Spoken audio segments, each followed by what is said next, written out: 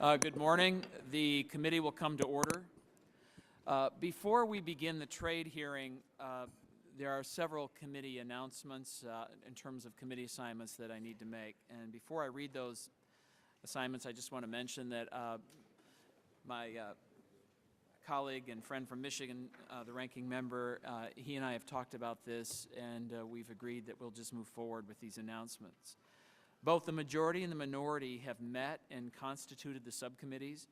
A copy of those assignments has been distributed ahead of time, and additionally, those assignments are located in the folders placed in front of all the members. I will at this time announce the chairs and ranking members of each subcommittee. The Subcommittee on Trade, the chair is Mr. Brady, and the ranking member is Mr. McDermott. The Subcommittee on Social Security, the chair is Mr. Johnson, and the ranking member is Mr. Becerra. Subcommittee on Oversight, the chair is Mr. Bustani, and the ranking member is Mr. Lewis. Subcommittee on Health, the chair is Mr. Herger, and the ranking member is Mr. Stark. Subcommittee on Human Resources, the chair is Mr. Davis, and the ranking member is Mr. Doggett. Subcommittee on Select Revenue Measures, the chair is Mr. Teaberry, and the ranking member is Mr. Neal. Next, we must name the members to serve on the Joint Committee on Taxation. It is tradition for members to be chosen based on full committee seniority. Thus, the members for the 112th Congress will include the chair, the gentleman from California, Mr. Herger, the gentleman from Texas, Mr. Johnson, the gentleman from Michigan, Mr. Levin, and the gentleman from New York, Mr. Rangel. As many of you know, pursuant to House Rule 10, Clause 5A2, the Committee on Ways and Means is allotted 5 spots, 3 for the majority and 2 for the minority on the Budget Committee. Pursuant to the selection process made by the respective caucuses, the Republican members include the gentleman from Wisconsin, Mr. Ryan, the gentleman from Georgia, Dr. Price, and the gentlewoman from Tennessee, Mrs. Black. The Democrat members include the gentleman from Oregon, Mr. Blumenauer, and the gentleman from New Jersey, Mr. Pascrell. And finally, the committee must make recommendations to the Speaker for the official advisors to the U.S. delegation for international conference meetings. After consulting with the ranking members, the recommendations are the chair, the gentleman from California, Mr. Herger, the gentleman from Texas, Mr. Brady, the gentleman from Michigan, Mr. Levin, and the gentleman from Washington, Mr. McDermott. With no further business on the committee's agenda, this meeting of the committee is adjourned.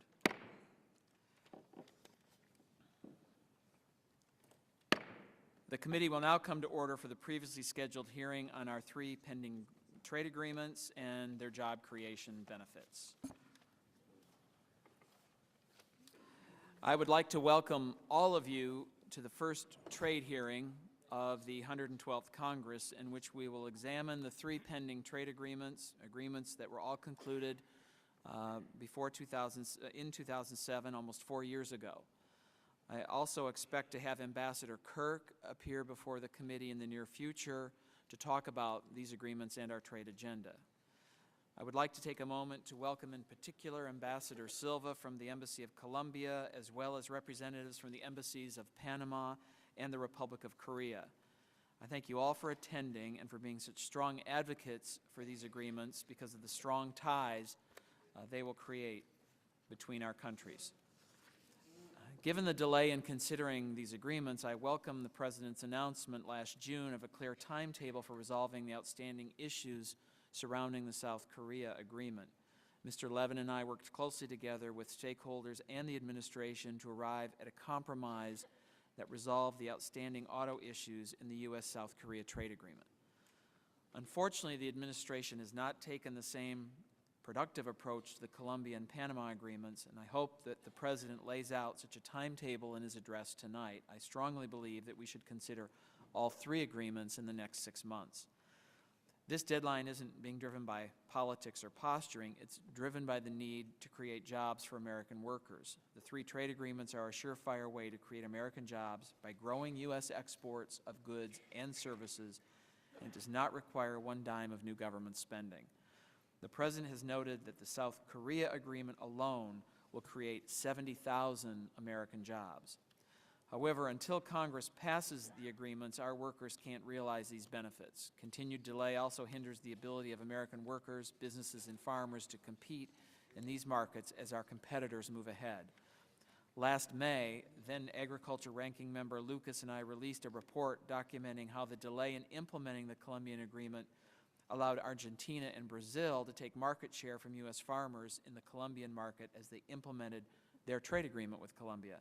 I've just released an updated analysis showing that the ongoing delay has caused U.S. exports to Colombia to decline even further. This updated report also demonstrates that in stark contrast, the existing U.S.-Peru agreement has resulted in increased U.S. exports and increased market share. If we implement the Colombian agreement, we can enjoy similar gains as we're seeing in the Peruvian market. Other major economies, including the EU and Canada, have signed or are poised to sign agreements with Colombia, Panama, and South Korea.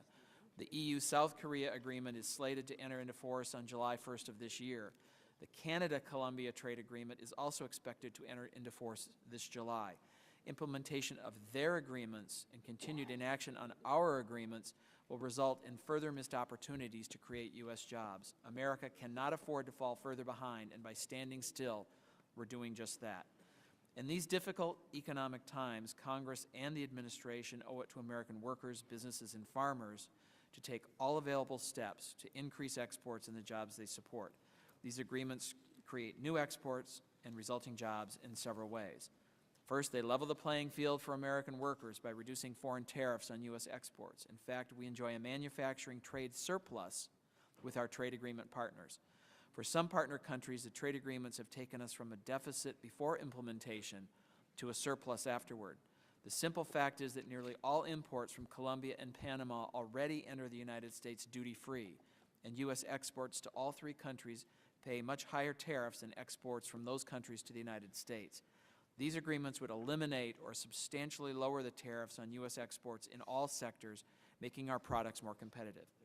Second, the agreements remove existing non-tariff barriers and go a long way towards ensuring new barriers do not emerge. The agreements set standards to ensure sanitary and phytosanitary rules in agriculture are not used for protectionist purposes, provide strong protections for intellectual property rights, and encourage greater regulatory harmonization and the use of international standards.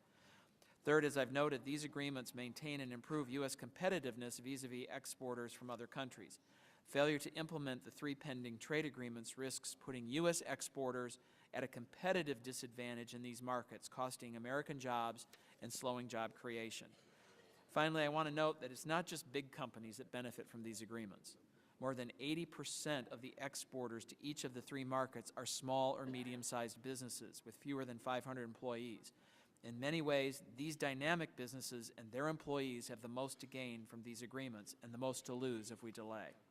I would like to welcome our witnesses who represent the full spectrum of U.S. agriculture, manufacturing, and services interests, including both large and small businesses, and I look forward to your testimony. And at this time, I'll yield to the Ranking Member Levin for the purposes of an opening statement.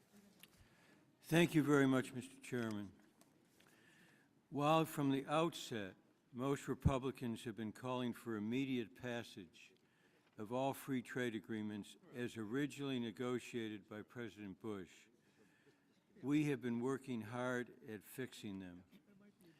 Our approach on the Democratic side was that each of the FTAs, as originally negotiated, did not embody a trade policy responsible to the changing dynamic of a globalized economy and to the best interest of the American people. Trade agreements need to be shaped so that as trade expands, the benefits are spread more broadly. The intervening period since the initial negotiation of the FTAs has been for us in the Democratic ranks one of action, not of inaction. It has been an intensive effort to get trade policy right, and it has been working. We changed for the better the Peru FTA before its passage. We have substantially improved the Korea FTA, and we should have in the coming months the implementation language for consideration and approval. There is now the prospect of successfully addressing the tax haven and labor law concerns with the Panama FTA. With respect to the Colombia Agreement, the new Santos administration has now articulated a new approach which provides an opportunity to address the serious concerns, and I underline them, consistently expressed by us regarding that FTA. We believe that each trade agreement should be considered on its own merits, not lumped together where key issues are ignored, as some would be willing to do. It was because of our efforts that enforceable worker rights and environmental standards were added to the U.S.-Peru FTA. As a result, labor conditions are improving in Peru.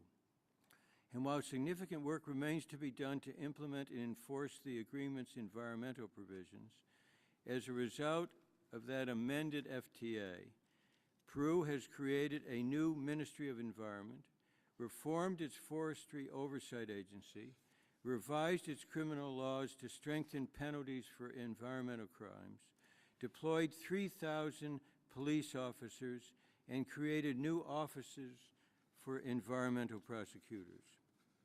The agreement was also revised to balance the need to encourage innovation with the need to provide access for Peruvian citizens to affordable medicines.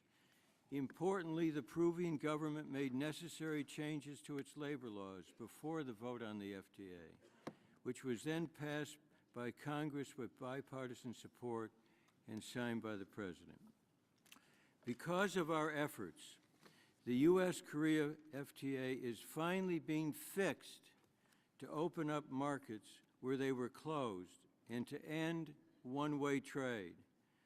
For decades, Korea has employed a unique and ever-changing regulatory regime to discriminate against our auto imports, while the U.S. market has been open to their goods. As a result, U.S. automakers exported less than 6,000 cars to South Korea in 2009. In contrast, South Korean automakers have been able to use their historically closed markets to finance an aggressive push into the U.S. market, exporting 476,000 cars to the U.S.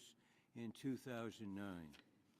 The imbalance is so severe that automotive trade accounts for 75% of the $10.6 billion U.S. trade deficit with Korea. The Republican majority long ago would have simply again accepted a flawed agreement. Fortunately, last year, with the support of members of Congress, including our chairman, the automakers, and the UAW, the Obama administration negotiated an additional agreement that will provide U.S. automakers and parts suppliers with a real opportunity to compete and succeed in the Korean market. With the changes achieved through the additional agreement, the U.S. auto industry, Ford, Chrysler, GM, and the UAW are supporting that agreement. Because of our efforts, we used the intervening period to address legitimate issues in the Panama FTA. Through the intensive efforts led by Representative Doggett and Senator Levin, the Obama administration successfully concluded a tax information exchange agreement in November 2010 to address Panama's status as a tax haven. That agreement still needs to be ratified by Panama. This administration has also been working to ensure that Panama's labor laws comply with the FTA obligations, a process we started way back in 2007. Because of our efforts, there are now important labor law changes pending before the Panamanian legislature. If the approach had been followed by those who pushed for the immediate passage of the Panama FTA, we would have failed to address a tax haven country or to improve labor standards in Panama. A few days ago, I returned from 5 days of fact-finding on the ground in Colombia, meeting with widely diverse citizen groups and government leaders. I went 20 months ago, and I thought it important to compare conditions then and now. It is clear that the intervening period was important in focusing attention on serious concerns standing in the way of support for the Colombia FTA. Those issues include violence and intimidation in cases involving the exercise of human, political, and labor rights by workers and their leaders, a high level of impunity in such cases, and the failure to reform the legal and administrative structures relating to the exercise of basic international worker rights. Throughout my discussions, there seemed to be wide agreement that the new Colombian government was expressing a different approach than its predecessor on these critical concerns. I believe there is now an opportunity for the two governments to work together mutually to achieve real progress on the ground. In closing, I say to the Republican majority, you may have been willing to press flawed trade agreements, but we were not. We went about fixing Peru, Panama, and Korea. It was time well spent. Instead of criticizing, there should be acknowledgement of the meaningful breakthroughs, and we should be working together to implement the U.S.-Korea Free Trade Agreement. And I close with this. Today's hearing is about trade policy and jobs. Yet there are other trade initiatives that have a serious impact on U.S. jobs. Much has been said in recent weeks criticizing House Democrats' focus, in particular on China's currency manipulation. Well, we focused on it because it matters. China's undervalued currency has been estimated to cost the U.S. 500,000 to 1.5 million jobs. According to the NAM, and I quote, the number one factor affecting their exports is the value of the dollar. I was pleased to work with Chairman Camp last fall on currency, an effort that resulted in majorities in both parties supporting a currency bill. I hope we can continue that effort this year, while we also work on China's other trade-distorting practices, including its massive subsidies, its failure to enforce intellectual property rights, its discrimination in government procurement, and its indigenous innovation policies.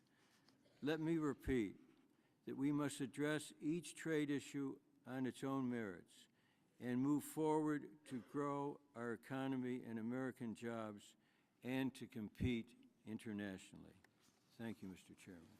Well, thank you. And today we're joined by 5 witnesses. Our first witness will be Roy Paulson, who is president of Paulson Manufacturing Corporation, a small manufacturing business in Temecula, California. Mr. Paulson is also testifying today on behalf of the National Association of Manufacturers, and we welcome you to the committee. After him, we'll hear from Bob Stallman. Mr. Stallman is president of the American Farm Bureau Federation and a rice and cattle producer from Columbus, Texas. Our third witness will be Michael Ducker, Chief Operating Officer and President International at Federal Express. And fourth, we will hear from William Tapeta, President International with MetLife. And at last, we'll hear from Stephen Began, who is a corporate officer and Vice President of International Governmental Affairs at the Ford Motor Company. We welcome all of you, and we look forward to your testimony. And I would ask that our witnesses keep their testimony to 5 minutes. And Mr. Paulson, your written statement, like those of all the witnesses, will be made part of the record, and you are recognized for 5 minutes. Thank you very much. Good morning, Chairman Camp, Ranking Member Levin, members of the committee.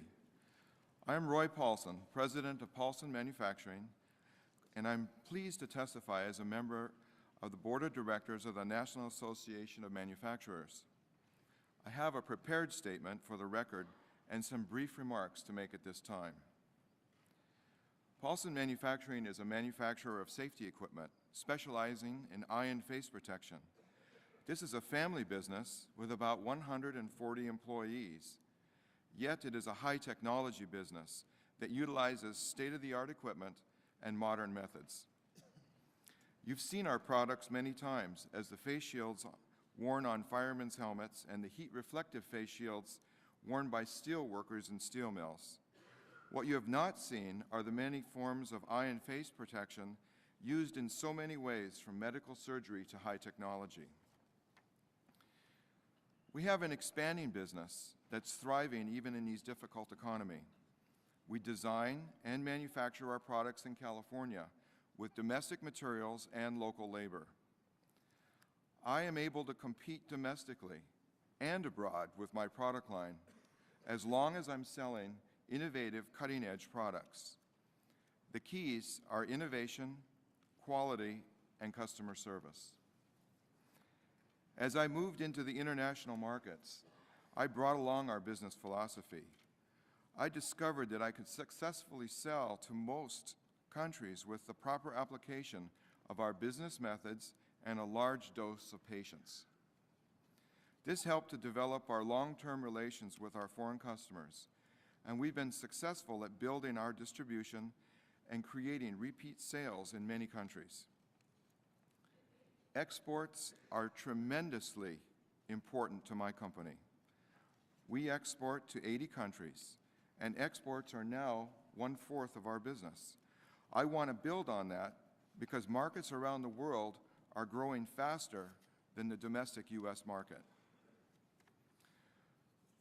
For small business to export more, foreign trade barriers must come down.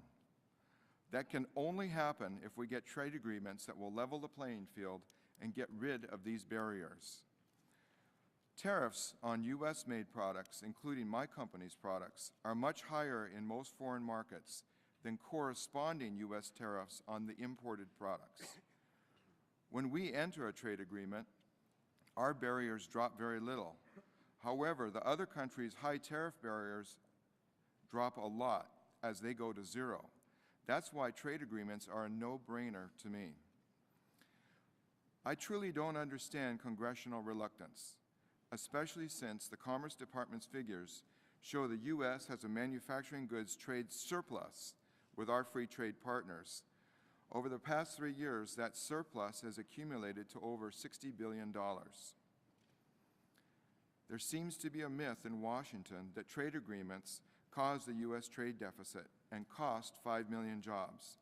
Frankly, even spending 5 minutes with the statistics shows that this is just plain wrong. I'm one of those people who hope that Washington will act on facts, not on mythology. One good idea would be for this committee to ask the Commerce Department to brief you on the facts of trade. In fact, brief the entire House. I hope that you'll look more closely at my prepared statement, which has a lot of facts about how these trade agreements are helping manufacturing in America. But now I would like to talk about my company, Paulson Manufacturing. We sell to all 3 of the countries where the U.S. has signed free trade agreements that have not yet been passed by Congress. In Panama, I face a 6% tariff, in Korea 8%, and Colombia 20%. I could sell a lot more to my customers if I could get my products in duty-free, and I could find more customers in those countries. That means my sales would go up. I would gain on my competitors and could even be able to expand my workforce. My nightmare is that my competitors will get free trade agreements first, get in duty-free, and I will lose out. Some people think that trade only benefits large companies. Absolutely untrue. I'm here to you as an example. 140 employees and selling to 80 countries around the world. A lot of smaller companies in the NAM also export. I'm on the District Export Council and offer on very many other export groups.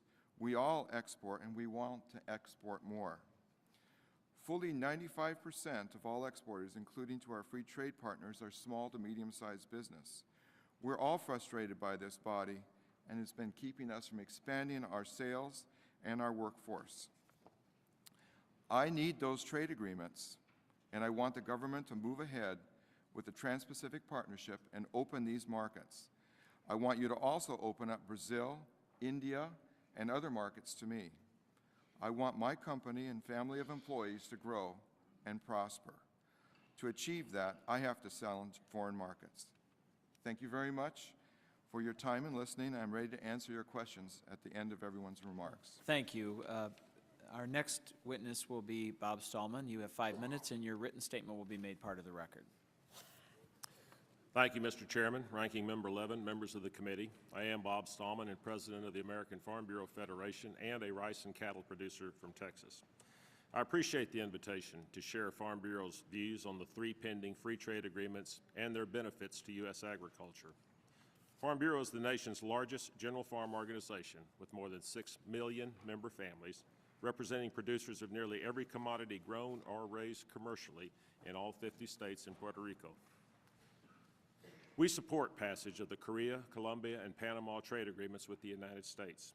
Combined, these agreements represent almost $3 billion in additional trade for U.S. agricultural producers, but that is only if they are implemented. The U.S. is facing a proliferation of FTAs, increasing the export potential of our competitors while putting U.S. agriculture at a disadvantage. Due to the administration and Congress's inaction on these agreements, the debate is no longer simply about generating potential export gains, but it is now about how to prevent the loss of existing export markets. These trade agreements are not only important to the bottom line of America's farmers and ranchers, they are important to the economic health of our rural communities and the overall U.S. economy. The USDA estimates that every $1 billion in agricultural exports supports 9,000 U.S. jobs. There is a long supply chain made up of American workers who get products from the farm gate to our foreign consumers. A decline in our exports means a decline in work for those that are a part of that supply chain. Given the state of our economy, we must do whatever we can to assure we are creating opportunities for work, not taking them away. The U.S.-Korea Free Trade Agreement provides a significant opportunity for the U.S. agricultural sector. When the agreement is fully implemented, we estimate export gains to exceed $1.8 billion annually. Korea has completed an agreement with the European Union, which is expected to be implemented by July of 2011. The Korea-EU FTA in 5 years will eliminate 94% of Korea's tariffs. In contrast, the KORUS would eliminate 94.5% of Korea's tariffs in 3 years of implementation. If the Korea-EU FTA agreement enters into effect before the KORUS, European exporters will gain a significant competitive advantage over the United States in the Korean market. Loss of market share in Korea because of U.S. competitors' preferential access has become a reality for some segments of U.S. agriculture. Wine consumption has been increasing in Korea. During the 2000-2009 period, Chilean market share by value rose from 2.4% to 21.5%, while the U.S. share fell from 17.1% to 10.8%. This is believed to be the direct result of the 15% import duty eliminated on Chilean wine under the Korea-Chile trade agreement implemented in 2004. The Colombia Trade Promotion Agreement eliminates Colombian tariffs on U.S. agricultural products, correcting the current imbalance in agricultural trade between our countries, created in part by congressional passage and extension of the Andean Trade Preference Act. Our analysis of the agreement suggests gains in exports from this agreement of $815 million. While U.S. agriculture continues to wait for passage of the agreement, U.S. market share has been slipping in Colombia due to our competitors implementing their own trade agreements. According to USDA, between 2008 and 2009, we've seen almost a 50% drop in our exports from $1.6 billion to $906 million. According to Colombia's National Department of Statistics, our peak market share was 46% in 2008, while in 2010 it dropped to 21%, being taken over by Argentina. In other words, the United States has already blown a major trade opportunity and will need to work hard to ever return to our earlier status. As a further example, traditionally the United States has been the top supplier of corn, wheat, and soybeans. In terms of market share, Colombia statistics shows that U.S. market share went from a peak of 76% in 2000 to just 27% in 2010, again being taken over by Argentina with some competition also from Brazil. Under the Panama Agreement, we estimate increased exports for U.S. agricultural exports to exceed $195 million. Panama has completed a trade agreement with Canada. If this agreement enters into effect before the U.S. agreement, Canadian exporters will gain a significant competitive advantage over the United States for many products that we can export. Mr. Chairman, just to restate, these agreements contain significant export gains for U.S. agriculture that will only be realized by passage and implementation. Conversely, the inaction has proven to result in loss of market share and forfeiture of economic growth here. The U.S. government's inability to move these agreements benefits our foreign competitors and harms us. We urge that this Congress and the administration support and pass these agreements now and take full advantage of the economic opportunity they offer throughout the United States. Thank you for the opportunity to share our views. Thank you. Thank you very much. Mr. Ducker, you are also recognized now for 5 minutes, and your written statement is part of the record as well. If you could turn on, you have to push the button on the microphone. There you go. There we go. Got it. Good morning. Thank you. Thank you very much, Chairman Camp, Ranking Member Levin, distinguished members of the House Committee on Ways and Means. I am Mike Ducker. I'm the Chief Operating Officer and President International for FedEx Express. I also serve as the Chairman of the U.S. Chamber's International Policy Committee and am a member of its Board of Directors. The Chamber serves as Secretariat for both the U.S.-Korea FTA Business Coalition and the Latin American Trade Coalition, which represents hundreds of American companies, business, and agricultural organizations, and chambers of commerce that support approval of the pending free trade agreements. As you heard, I've submitted written testimony for the record, but I am honored to be here today and would like to take just a few moments to discuss our company with the with the committee. I represent nearly 300,000 FedEx team members. And as I said, I'm honored to be here with my fellow panelists to have a discussion with you about how we can pass the trade agreements with Colombia, Panama, and South Korea. But as importantly, how we can work together to position our businesses, our members, our workers, and our communities to thrive in this century in the global economy.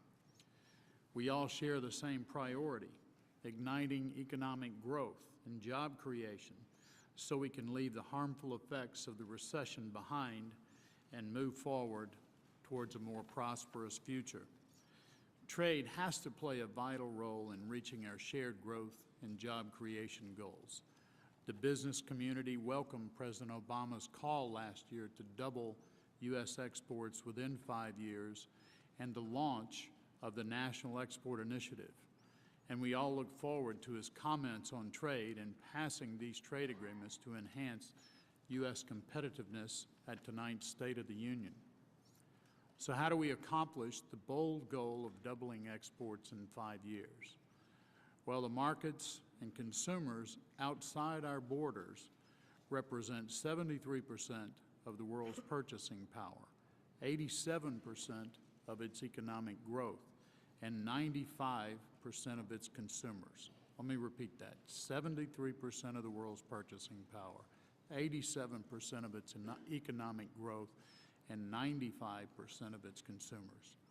We have to harness these new markets, this growth and these new customers to lift our economy up and create jobs. Trade and trade agreements empower businesses of all sizes and their workers.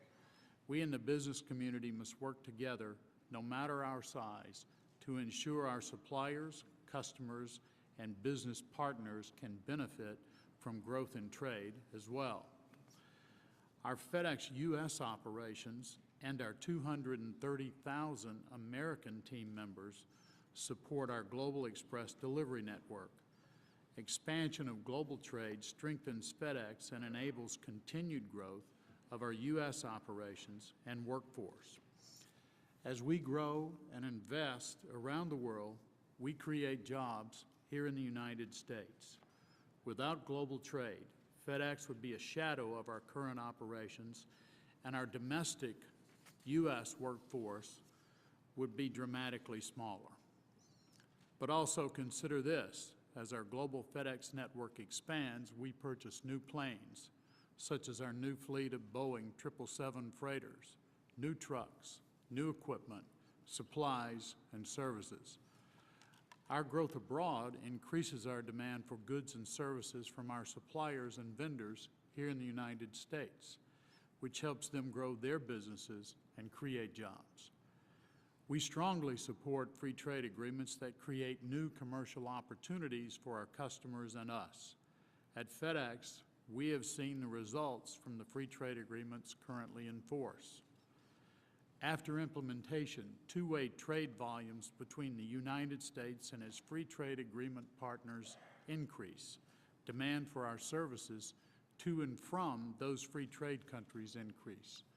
Our package volumes increase, and we expand our operations to accommodate that growth. It's really as simple as that.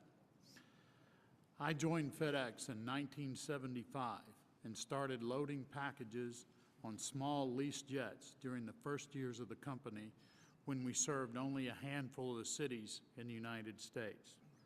I've grown with the company and worked here in the United States and around the world as our operations have expanded. I've seen firsthand how the global economy has developed, spending much of my career in Europe, the Middle East, and Asia. Great opportunities are out there around the world for us and our customers, and there are great challenges. But we in the private and public sector must act to seize those opportunities and overcome those challenges. For too long, the United States... I'm afraid we're out of time. And Okay. the remaining part of your statement can be part of the record, your written statement. But thank you very much for your testimony. And now Mr. Tepeta will have 5 minutes. And as with all the other witnesses, your full written statement will be part of the record of this hearing. Thank you. Thank you, Mr. Chairman. My company, MetLife, is the premier global life insurance company, serving more than 90 million customers in over 60 countries. On behalf of MetLife, I offer today our strongest possible support for the FTAs pending with Colombia, Panama, and South Korea. Let me begin with our own competitive situation overseas. As an American company doing business in foreign countries, we have certain competitive handicaps which can be corrected by the FTAs. For us, and for many in the services industries, the most important challenge in doing business overseas is not tariffs, but non-tariff barriers that exist in areas such as governmental competition, regulatory restriction, and unlevel playing fields. Trade agreements are an important vehicle to rectify those non-tariff barriers to doing business abroad. Unlike here in the U.S., where our competitors are other private businesses and government is the impartial regulator, in some foreign markets we actually compete against government-owned or government-affiliated enterprises. So the foreign government is both our competitor and our regulator. If I may use a baseball analogy, this is like having the umpire playing for the other team. In FTAs, foreign governments can agree to correct this imbalance. For example, the Chorus FTA will allow U.S. insurers to compete with state-owned enterprises, such as the Korea Post and other government-affiliated providers, under essentially the same regulatory requirements. Korea's commitments in the Chorus FTA to a number of reforms are intended to level the playing field between the government-owned Korea Post and the private sector.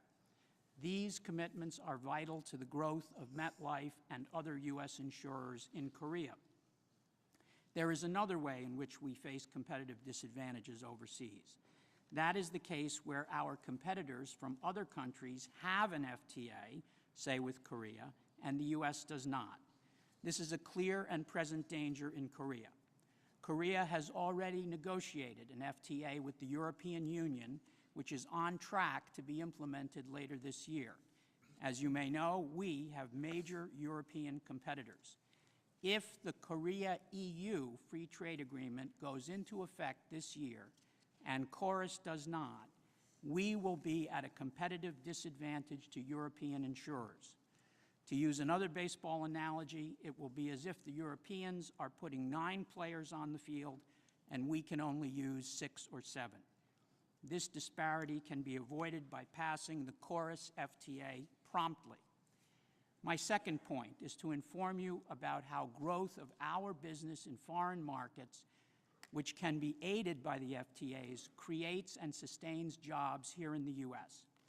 The fundamental point here is that MetLife, as a global life insurance company, has businesses in many countries in the world, but we do not export products. Instead, we export competencies and expertise which come largely from the U.S., creating highly skilled, well-paying jobs right here at home. Let me give you an example. When we create a new product to offer in Korea, the product development and management are done largely in the U.S. The most highly skilled actuaries, investment professionals, risk managers, and others are here. So as we grow our business internationally, we are expanding employment of people in the U.S.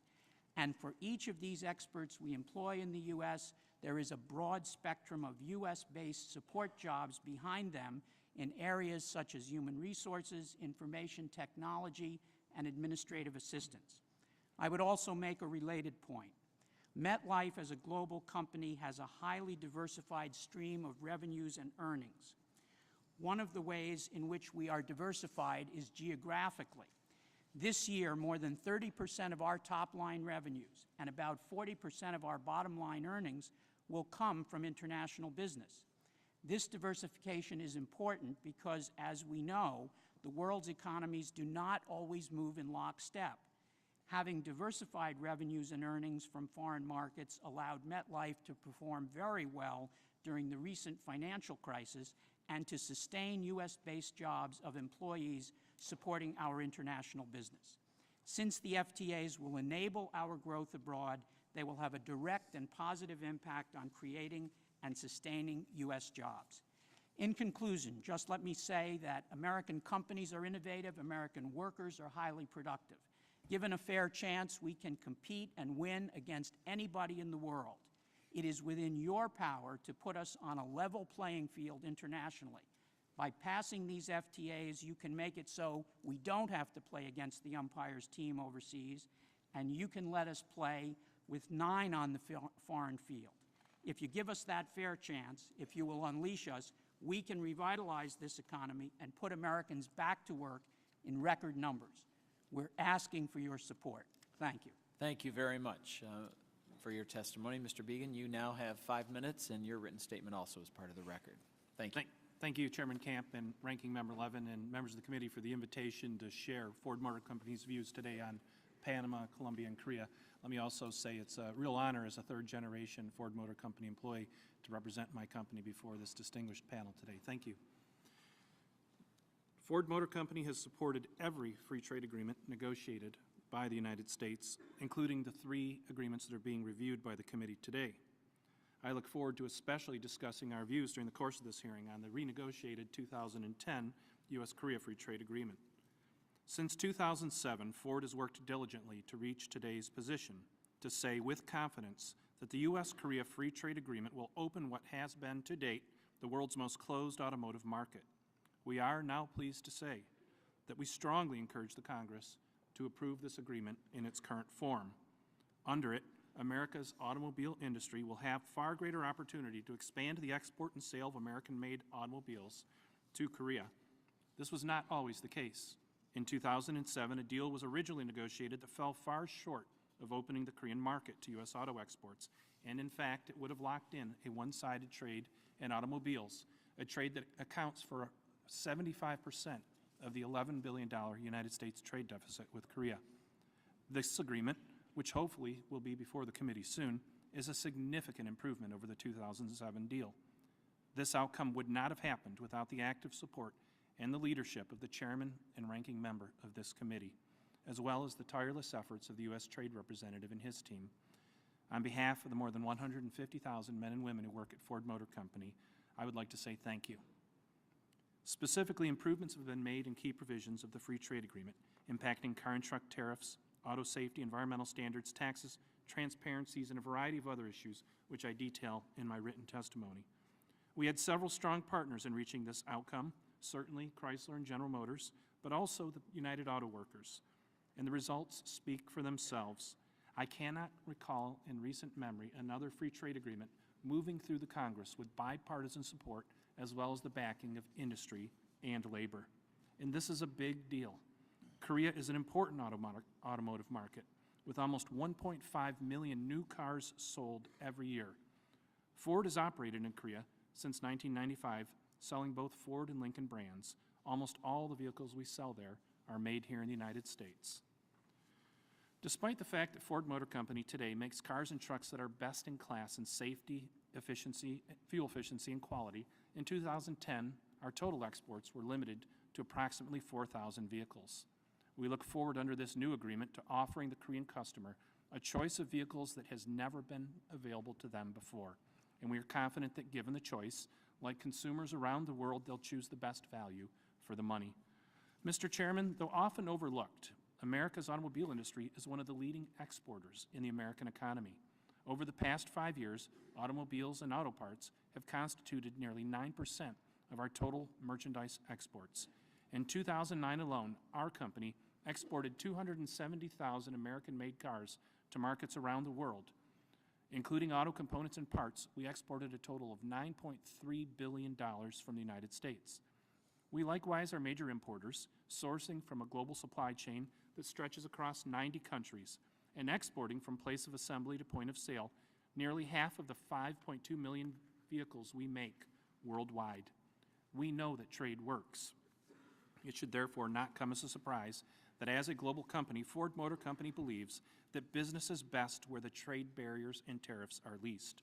These conditions produce a healthy business climate benefiting all, customers, workers, and businesses. The latest economic downturn has provided ample illustration that manufacturing matters to American jobs, investment, and economic growth. While U.S. manufacturing took the brunt of the recession, there are now signs that it is leading the way to recovery. Last year, the American economy added manufacturing jobs for the first time in over a decade. Ford is proud to be at the forefront of American manufacturing's turnaround. We began our transformation before the recession. We focused on the things that just made sense: return to our core strength, matching capacity to demand, and working with our employees to ensure that Ford not only competes, but wins globally. Ford's turnaround was its own, and now we will all benefit from this success. We recently announced that Ford will add 7,000 new American jobs over the next 2 years. The men and women of Ford Motor Company are working daily, both for Ford and the nation's recovery. It has been a difficult and at times contentious effort to get the U.S.-Korea Free Trade Agreement through, but now we look forward, not back, to combining this agreement with our own transformation to build the best vehicles in America and deliver them around the world, including to Korea. That is what free trade is, and that is what free trade agreements should be about. Thank you, Mr. Chairman. Thank you very much. Thank you all for your testimony.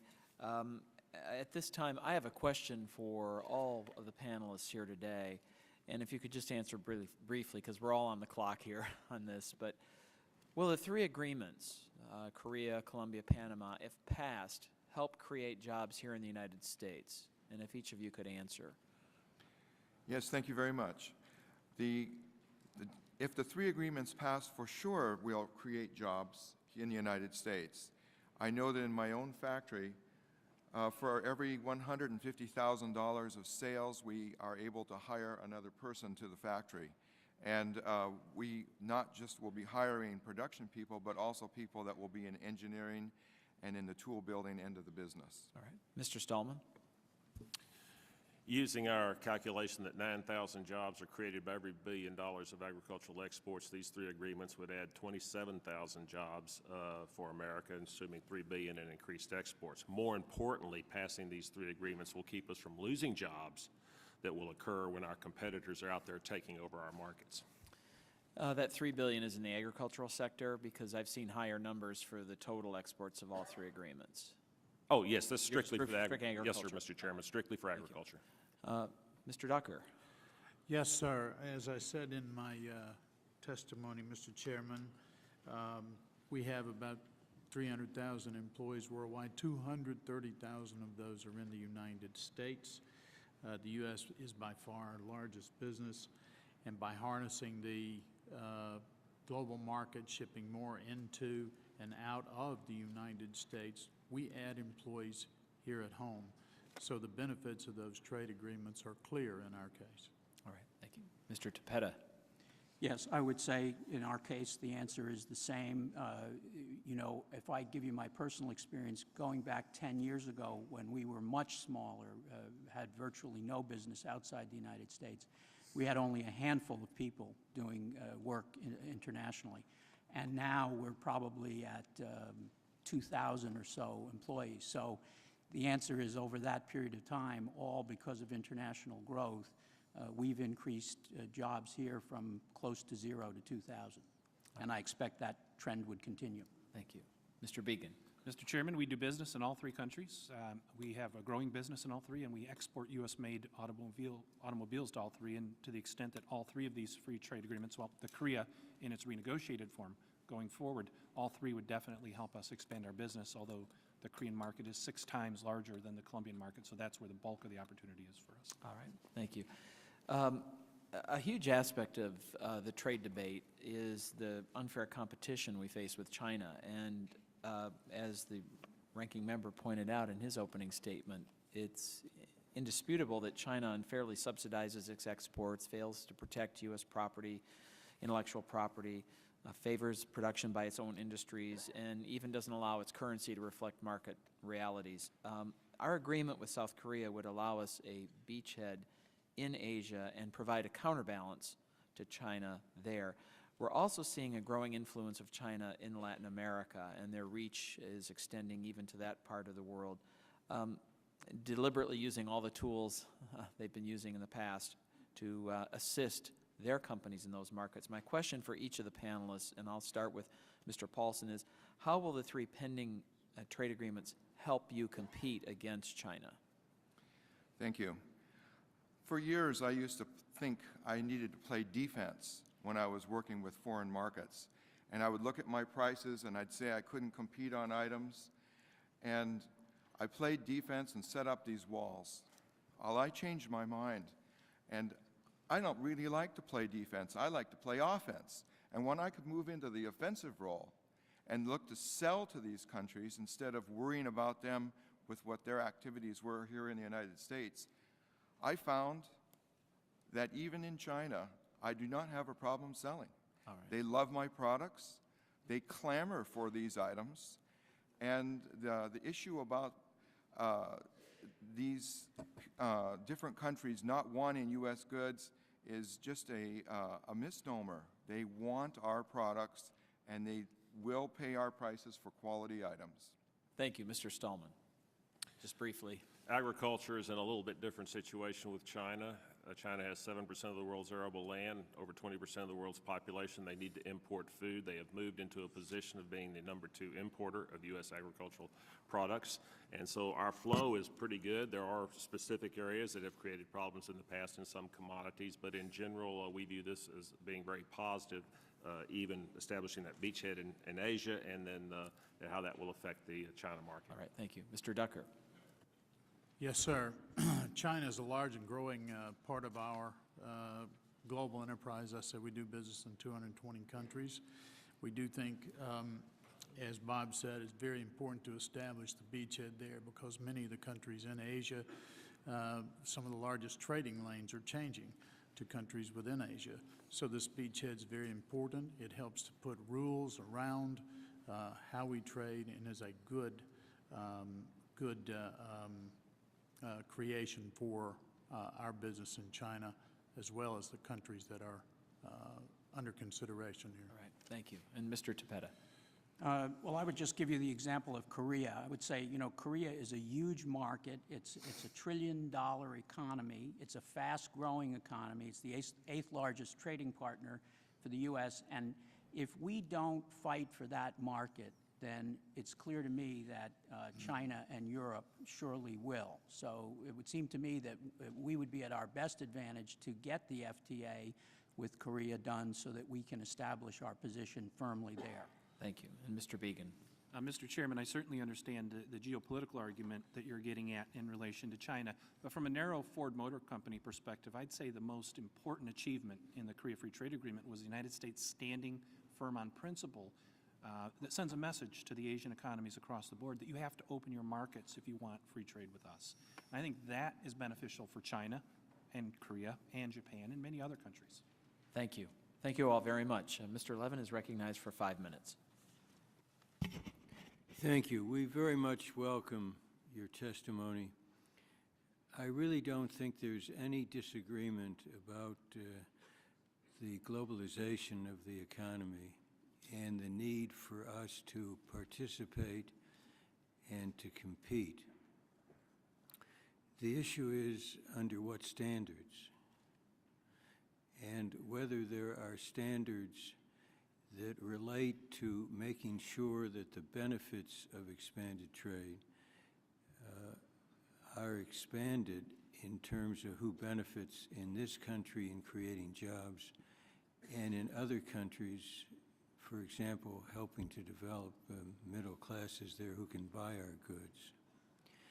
Let me, Mr. Tibetta, ask you a bit of an unfair question. You're sitting next to Mr. Began, and you very graphically spelled out about the opening of the market for your services, the post owned by the government.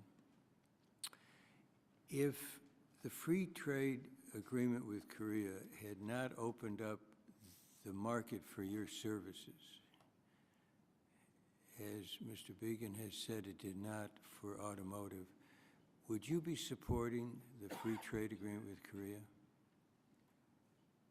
Well, the answer is yes, but maybe not as vigorously as I am. And I'll tell you, I'll give you the example. Even if Korea continued to shut out your services? Well, I think you have to look at this in two ways. I think you have to look at this, first of all, from a broader national perspective, right? The question is helping the U.S. to compete better. That's where I think all of us want to start our analysis. And so if we had an agreement in which a lot of our industry, our agriculture would benefit and my company wouldn't, I would say, sure, I'd still support a free trade agreement. How about not your company, but the services? Your industry. Yeah. Your industry. Yeah, Oh. I think the same logic applies. I think we want to get the market open, and if we can pry the market open for one sector or two sectors or three sectors, that would be a start. So my answer is I would still support, and my company would still support, and I'll give you the example of Colombia and Panama. Okay, well, let me just ask you about Korea. Okay. What if your services represented 2/3 of the deficit in trade with Korea? Automotive is 2/3 of the deficit. And so in terms of a closed market, Mr. Began has indicated it's the most closed market in the world. So even if your industry represented 2/3 of the deficit with Korea, you'd still say okay? Well, I think, sir, it depends on what the rest of the agreement does and what it does for the U.S. economy. You can't look at everything just from your own narrow perspective. And the point what I was trying to make to you is that with respect to Colombia and Panama, we weren't even doing business in Colombia and Panama until November of, of last year. And we supported the free trade agreements in principle because we thought they were a good idea for our economy. So you say the word narrow. You talked about non-tariff barriers as the most important barrier. For my company and my industry. And the non-tariff barriers in Korea represented 2/3 of the deficit. We have a major deficit with Korea. All right. Maybe we'll leave it at that. Mr. Paulson, I just want to say I'm glad Mr. Camp asked you the question about China.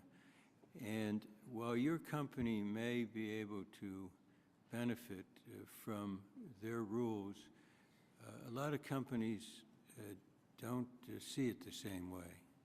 In many cases, the Chinese say, we'll let you compete only if you transfer your technology to a partner. In those cases, I think many companies in this country and this workers say, that isn't trade the way it should be. And so talking about having a broader perspective, I think as we look at our relationship with China, and I favor engaging and expanding trade, we need to look at the rules of engagement. My time is up. If you just, his if I time can- has expired, but if you just might I like to could make a ans- brief comment. Thank you very much. It's interesting as you bring up with China. China asked us to bring over the rules and regulations of safety businesses for electrical safety workers to China so they could view those rules and see how they could improve their own circumstances. They didn't try and copy our product. What they did was trying to learn from us how to protect the workers who are the highly trained electricians. And in this way, we not only did we export our products, but we exported the knowledge of the National Fire Protection Association codes for electrical workers. All right, thank you. Mr. Herger is recognized for 5 minutes. Thank you. Mr. Chairman, this is indeed a critical hearing that has been long overdue. I represent a district with very high unemployment. I know that's characteristic throughout our nation. So I'd like to thank you for making this a priority and for giving us the opportunity to explore how these pending FTAs will provide an immediate boost to our economy and create much-needed American jobs.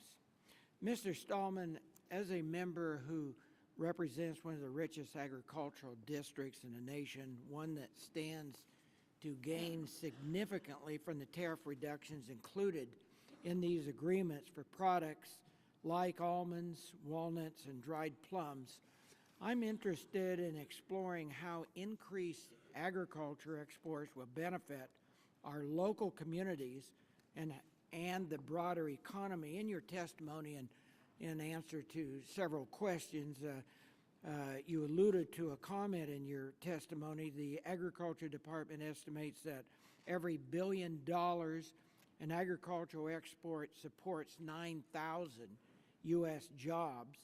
The Farm Bureau estimates that U.S. agriculture exports will increase by almost $3 billion, which would mean 27,000 jobs. Would you provide more detail about how that supply chain works and how additional agricultural exports benefit the broader U.S. economy? And please also provide some insights as to how these exports might be particularly valuable or helpful for small businesses that support our agricultural sector or are part of the supply chain. Well, certainly, I will try to do that. The entire chain, the food chain, and starts at the farm gate. And a lot of times people think about agricultural exports only in the context of what's being produced and leaves the farm gate. Well, the reality is we have transportation workers, processors, packers, longshoremen at the ports, sales marketing employees, administrative and clerical staff for the companies involved. That whole chain that is necessary to move that product from the farm gate to our customers in other countries creates jobs, and it all starts at the local level. The processing facilities many times, particularly for some of the products that you talked about, are placed at the local level. You have the transportation workers that ship from the local level that probably live there, and they truck or load up the products to be sent on further up the chain. So this has broad benefits and a broad effect across all of our economy, and those jobs are spread across that entire supply chain. Thank you. You also discussed in your testimony how exports of Chilean wine into Korea have grown exponentially and clearly supplanted market share from U.S. wine exporters. You attributed the decline in U.S. exports to the 15% duty that was eliminated under the Korea-Chile trade agreement but remains in place for U.S. wine exporters.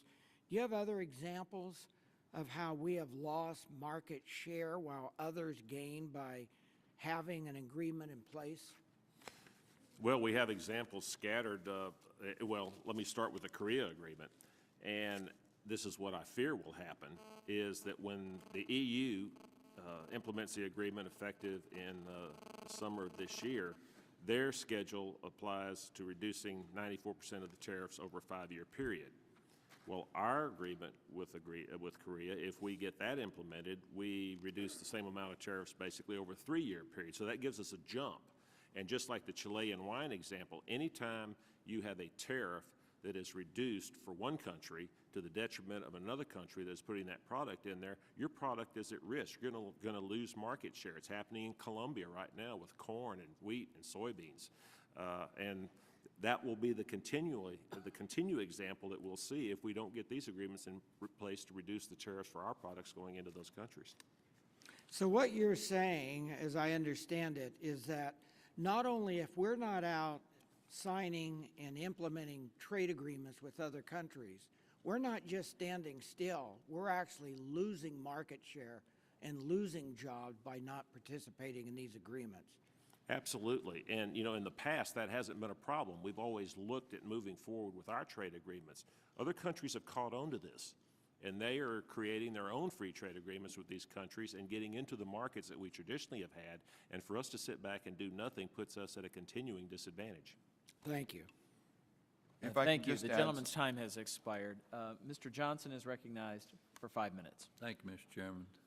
Mr. Drucker, in 3 years before implementation of the U.S.-Australia agreement, exports from Texas to Australia averaged $800 million a year.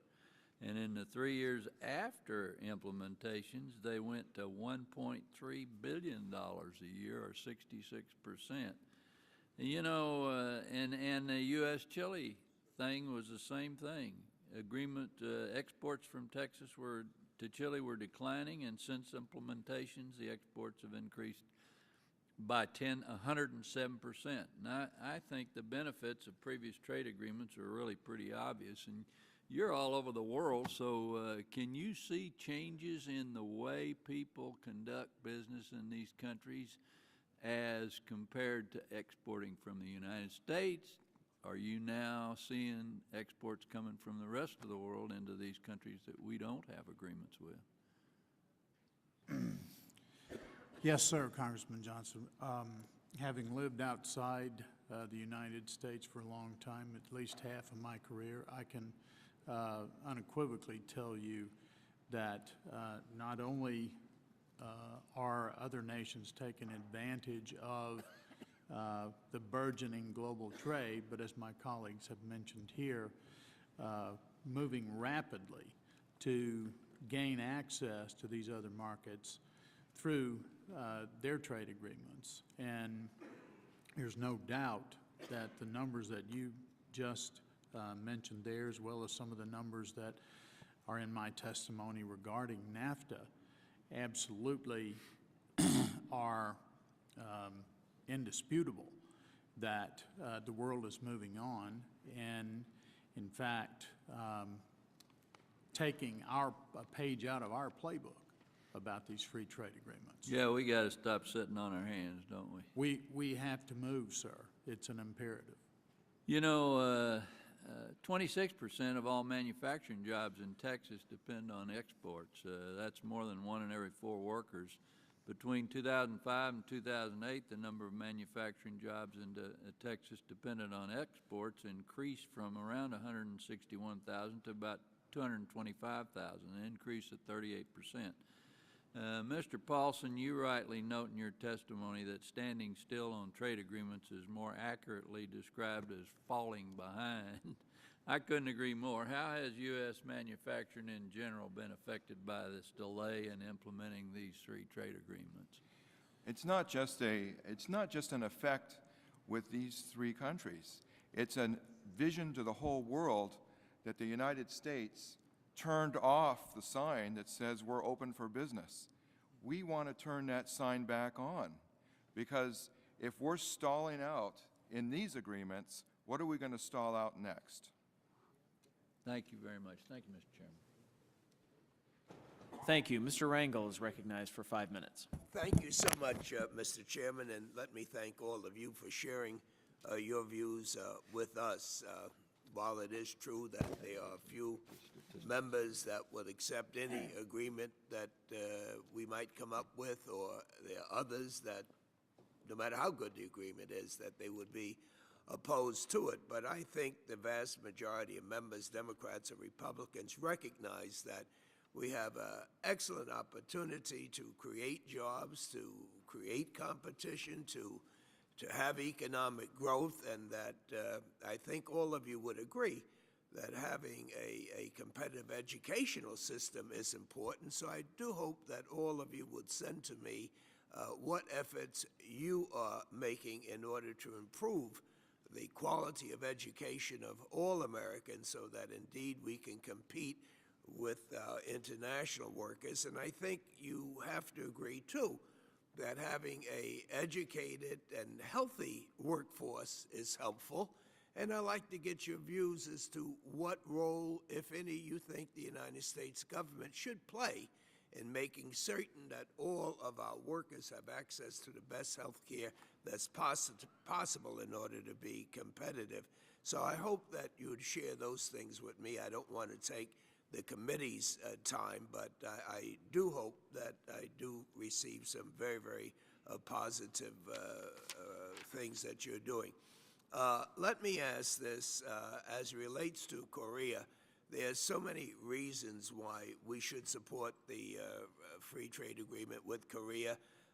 Not only are they our friends, and as people have pointed out, our 8th largest trading program, but they represent the center of democracy in this part of the world. As a part, I think, of our national security. We've had troops there since I first went in 1950 to Korea, and they are still there after 60 years. And so, therefore, we do have a vested interest in Korea.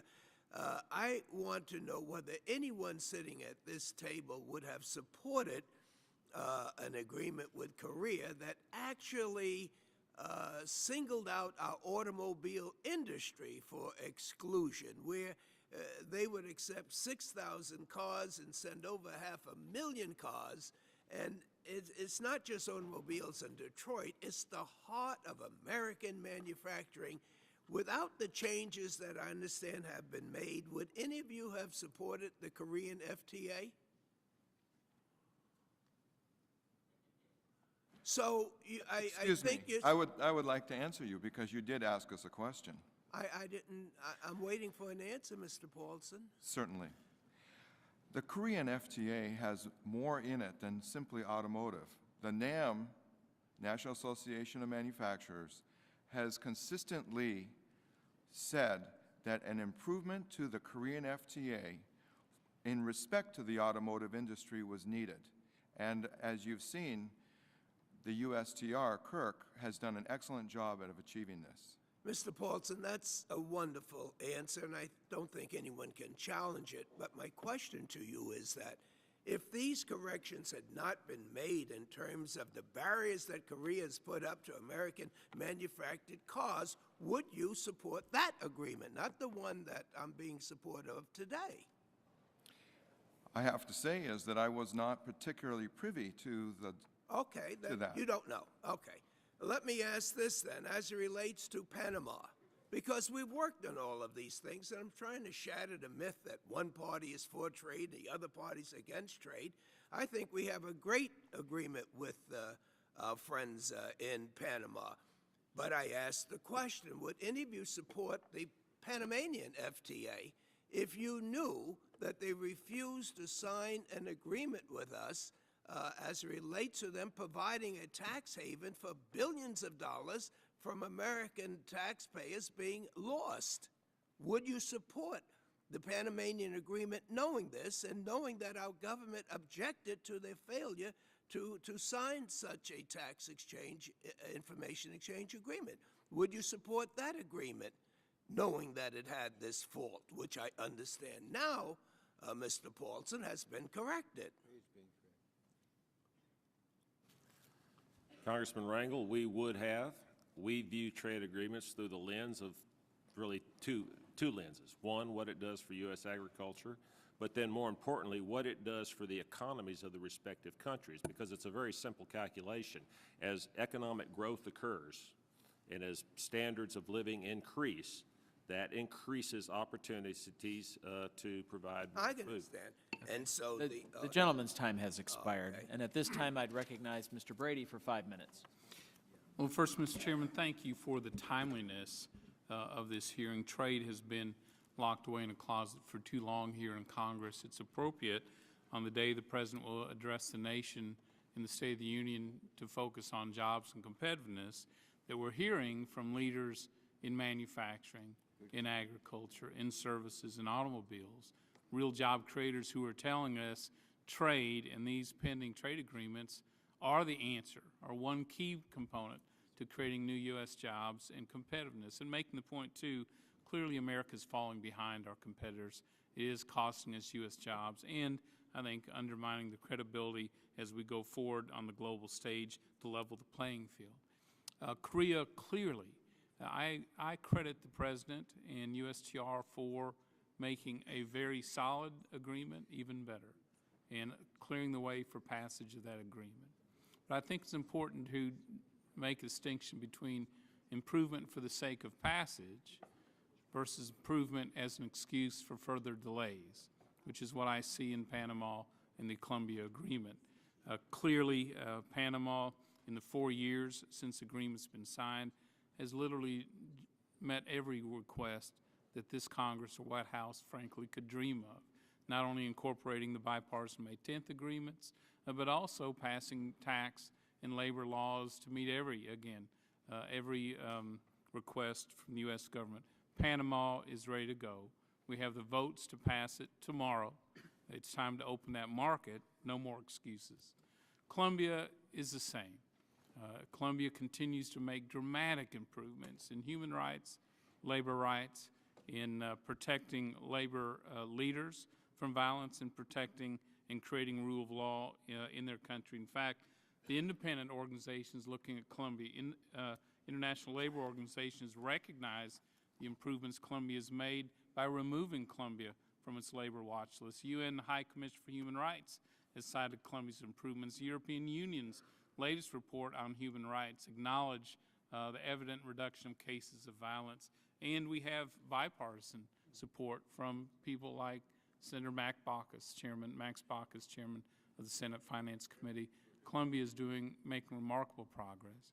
And I think the new government is not a new opportunity for progress, but the continuation of the same opportunity for progress unless we move the same opportunities for harm for our U.S. workers. So I guess my question today, with competitiveness as the issue, from a jobs perspective, from a competitiveness perspective, is it time, in your opinion, to move these three pending agreements? Thanks. And does a failure to move undermine our competitiveness as a country? Mr. Paulson? Thank you. Yes, if we don't move, as I said previously, it shows the world that we are not open for business in this country. But if we do move, and we do it quickly and appropriately, we will see that there will be more and more business that will come here to the United States, not just from these trade agreements, but from our other trading partners. Thank you. Mr. Stoneman? Absolutely, we need to move forward. If we don't, we will be at a competitive disadvantage. Let me make one point about Colombia, because I don't think it's been talked about. People want to level the trade playing field. Our members want to do that. You hear that continually. This Congress has passed the Andean Trade Preferences Act and renewed it. That gives them access to our markets. By them reducing tariffs when they already have access to our markets, we are leveling the playing field, and that's what the Colombian agreement is about for American agriculture. Two-way trade, not merely one-way trade. Absolutely. Thank you. Mr. Ducker? Yes, sir, Congressman. It is definitely time to move. We fly airplanes into all three of these countries. I've been to Colombia several different times and note, as you do, the improvements that have been made in that environment. And as my colleague states, some of the tariffs that exist on American exporters today into Colombia in particular would be eliminated as a result of this agreement. Others are moving rapidly to create their own agreements with these countries, and I do believe it's urgent that we move and pass these free trade agreements to the benefit of our workers here. Thank you. Mr. Petta? I agree. As I said in my testimony, we support all three. Thanks, sir. Mr. Beacon? Mr. Rader, we support all three agreements, and we are confident that the committee will find a way to move forward to get all three through. Great. Thank you, Mr. Chairman. Thank you. The gentleman's time is, yes, all right. The gentleman's time has expired. Mr. Stark is recognized for 5 minutes. Thank you, Mr. Chairman, and I want to thank the panel for enlightening us today. I'd like to, as the chairman has, just go down the list with you and say, while I'm encouraged by the idea of free trade agreements. What are the pitfalls? What do we have to watch out for? It can't be all 100% in our favor. Ford Motor has a issue. I'm sure that the small manufacturers do. What need we to? You've all outlined for us the benefits. What, if any, very quickly, are the dangers we have to watch out for? Mr. Paul? I think you've just properly described the free market, because there's always this situation of that there's a push-me-pull-you circumstance that occurs, and the cream will rise to the top, and that will be us. Ag? You always have to watch out for the details of access, basically, and I'll give you an example with Korea. Rice as a commodity was Well, that's important to us in California. That's why I mentioned it. And that was taken off the table during the negotiations. The Koreans are extremely sensitive about that. Reality is it's not going to be a huge market for us. We have much better markets elsewhere. But when you look at the package, and that's what we do as a general farm organization, when you look at the package, it's positive for U.S. agriculture. The beef issue, we are getting beef back into that market. We are still encouraging the Koreans to adhere to international standards. They have continually said that when their consumer confidence increases, they will, but beef is flowing back into that market at a very rapid rate from the U.S. Yes, sir, Congressman. I think one of the things that you have to be careful of in the trade agreements is the balance and striking that proper balance. That's why it's a negotiation. Not everybody is going to win on every point, but as long as the broader perspective is maintained and we get good balance in the free trade agreements, then I think that the country is best served. You suggesting we win in one free trade agreement, but maybe give up in the other, and the balance ends up benefiting? I'm suggesting in all of those free trade agreements that there is a balance on a number of different technical points. So in one agreement, there may be agricultural provisions that need assistance, and others there may be services agreements, but I'm saying the balance on both sides. Could you give me an example of a state law or regulation that hurts the life insurance business? I'm a specific... Sorry, Congressman, a state law in the U.S.? No, in Korea, wherever. That hurts? Yes. Oh, yeah, I can give you lots of examples of that. I think that, in the current situation in Korea, one of the things, we take for granted here in the U.S. that you know what the rules are. You know what the law says, you know what the regulations are. In Korea, we are frequently subject to what I would call desk drawer rules, which means the regulator's got something in his desk drawer, you don't know what it is, and at the appropriate moment after you've done something, he pulls it out and says, oh, by the way, this is a rule. So notice and comment provisions, due process provisions are extremely important. They're actually in this agreement. So I think that's a plus for us. But right now, there are a number of these things which regulatory transparency is a big issue for us in Korea. The other thing I would say, you asked a question about things to watch out for. I think the big thing to watch out for in all agreements are the follow-throughs. I agree with Mike that, in any agreement, you're going to give something, you're going to get something. But once you get commitments, you have to make sure that there's a follow-through. Again, in the Chorus Agreement, we have established an insurance working group between the two countries to work out these differences that occur. Can there life insurance companies sell in our country? Yes, they can, under the agreement, yes. Thank you. Mr. Stark, Go ahead. Yeah. in the automobile sector, tariffs generally, except in exceptional cases, tariffs are not the barrier to imports. It's the non-tariff barriers. The regulatory differences oftentimes created specifically to impede imports, so that you have to build in the market to that standard. So that in the FTAs, that's the fine print that we really have to spend a lot of time looking over. Okay, you're going to explain to me a little later what a third of a car is, huh? Thank you. Thank you, Mr. Chairman. Well, thank you. The gentleman's time has expired. Mr. Nunes is recognized for 5 minutes. Thank you, Mr. Chairman. Mr. Chairman, I do want to remind the committee that it's been 4 years. These trade agreements have been pending, more or less. We had President Bush, who was willing to sign free trade agreements for the first 2 years. The last 2 years, we had President Obama and the Democratic Congress, who, for the most part, has said that he supports moving these agreements. However, we haven't seen the agreements move.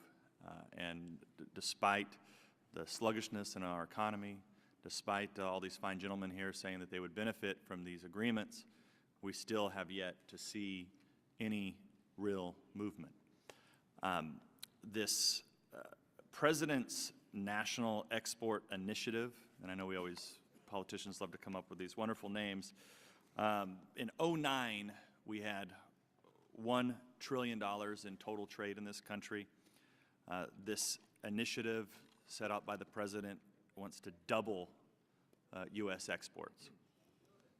And I guess my question to the panel, and this is open to anyone who wants to answer it, is this a reasonable expectation to be able to double our exports in the near term? In other words, to go from $1 trillion to $2 trillion? And how far down the line do these three agreements would they get us? And I guess we'll go to Mr. Paulson first. Thank you. I really do feel that the NEI is an achievable goal for our country.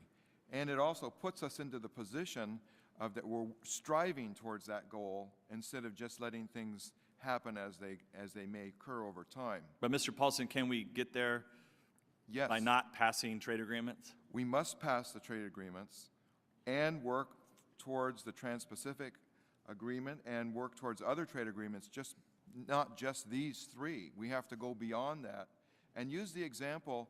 You can see how other countries, like the cooperation of the EU, is working to establish trade agreements. We have to do the same type of work. Mr. Stallman.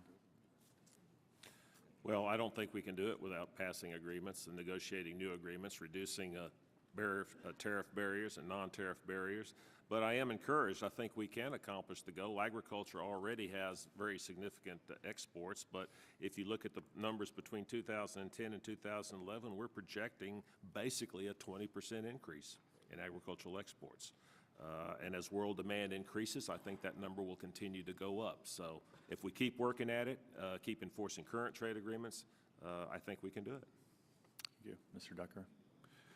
Congressman Nunes, the answer is unequivocally yes, that we can achieve that initiative.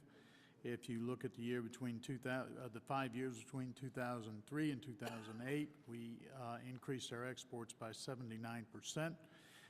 The global economy is expanding. People want to do business with the U.S. And I would also point out that during that 5-year period that we implemented free trade agreements with 10 countries, and we also saw earlier agreements like NAFTA attain full implementation.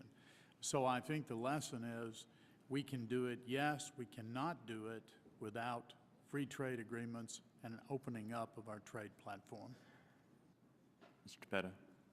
Yes, I believe we can do it with the FTAs. I think, you know, it's a matter of record that the first letter sent from the President's Export Council to the President himself was in support of the 3 FTAs. So I think they believe that the President's Export Council believes that we need to get the free trade agreements in order to do this. The other point I would make is that I think you can't really do it without services. And the reason I would emphasize that is services are 75% of the U.S. GDP, and they're 40% of our exports. And I think that tells a big story. There's a huge opportunity to increase our exports of services. Mr. Bagan. Yes, sir. I agree with what what the other witnesses have said. I'd add the emphasis that quality agreements. So the renegotiated Korea Free Trade Agreement does offer us this opportunity in our estimation, but it's a total effort. It's also enforcement. It's also competitiveness of the economy, and frankly, the lion's share of the responsibility is ours as companies, as leaders in our companies, to be able to build the highest quality, most desirable products and get out there in the world and sell them, and that's our job, and we're willing to take that on. Thank you.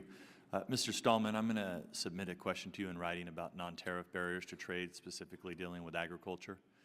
As you know, some agricultural products do very well, especially when the countries actually need those products, like corn and wheat and other products. And then when it comes to certain types of fruits and vegetables, they tend to put up non-tariff barriers to trade, so I'll address that in writing. I yield back, Mr. Chair. Thank you. Mr. Teaberry is recognized. Thank you, Mr. Chairman. Thank you all for testifying. I'm going to take a little bit different tact. Thank you all for being here. I come from Ohio. We've lost 400,000 jobs over the last 4 years in Ohio, many of them manufacturing, not all manufacturing. But in your testimony, Mr. Paulson, you expressed a number of different things, and one was frustration with this body, and one was talking about the mythology of trade. I do want to remind you that some of us up here have supported free trade, some of us have supported more trade, and are just as frustrated, but from a different perspective as well. And let me give that to all of you.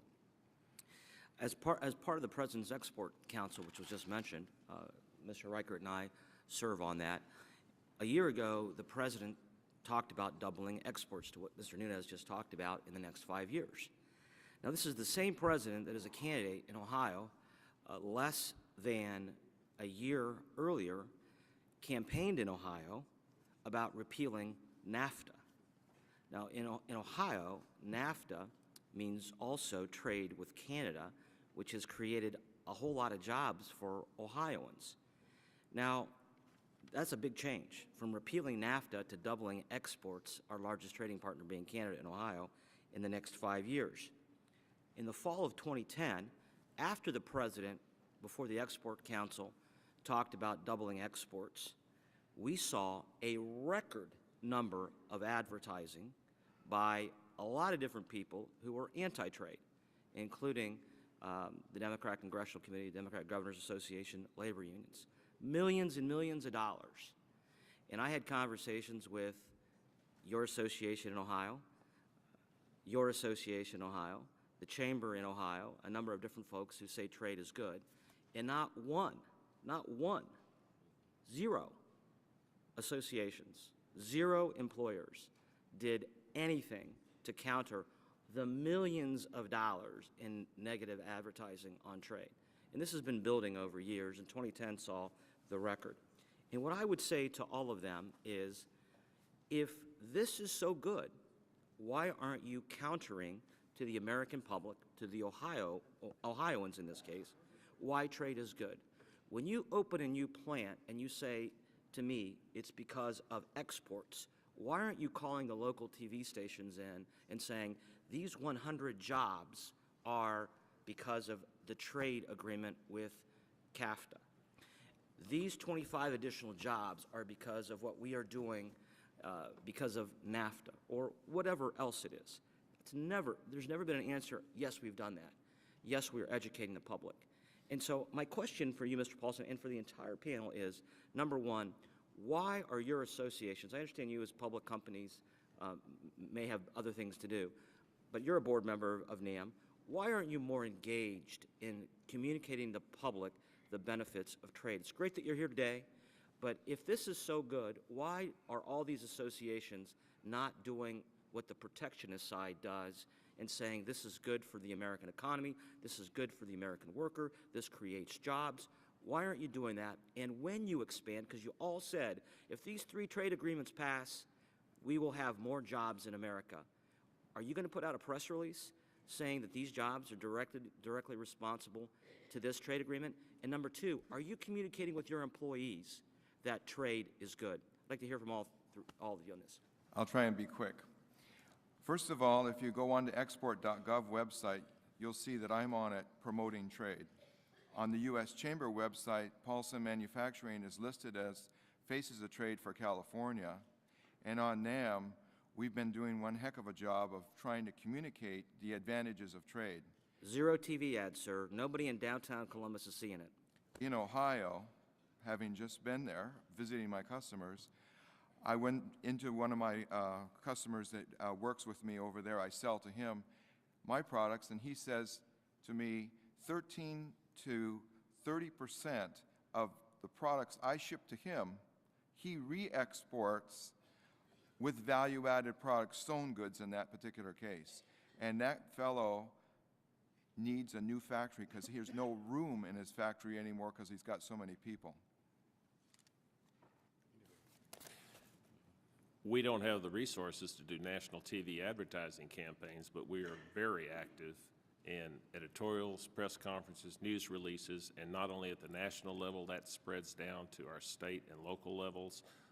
I personally try to get editorials in major newspapers around the country. So we have been very active. We have a complete educational campaign called Trade Matters, which is once again spread out around the country through our grassroots network. And so I think we were fully engaged, and you know, I don't know what to say about TV advertising given today's media and communications systems as they exist. I'm not sure national TV advertising necessarily is the sole answer to this educational issue. The time has expired, but if the remaining three would just quickly give a quick answer, then Thank you, Mr. Chairman. we'll move on. Yes, sir, I'll be very quick. We are committed to educating our workers and our customers.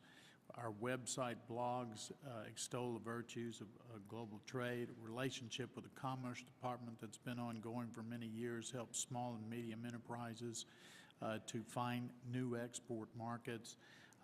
And our Faces of Trade program, which was just mentioned with the Chamber. So there are a number of activities there. And even in our global advertising, it takes a particularly global tone about trade and the benefits of that to our viewers. But we don't do major campaign ads about trade. Okay. Mr. Tepeta. I would second what Mike has just said in terms of what we've done. We've done a lot of internal communication with our own employees. But, you know, I think to your point, I certainly would concede that we could do a better job of communicating with the public on these kinds of issues. Mr. Began. Congressman, we love trade. We sell trade. We benefit from trade.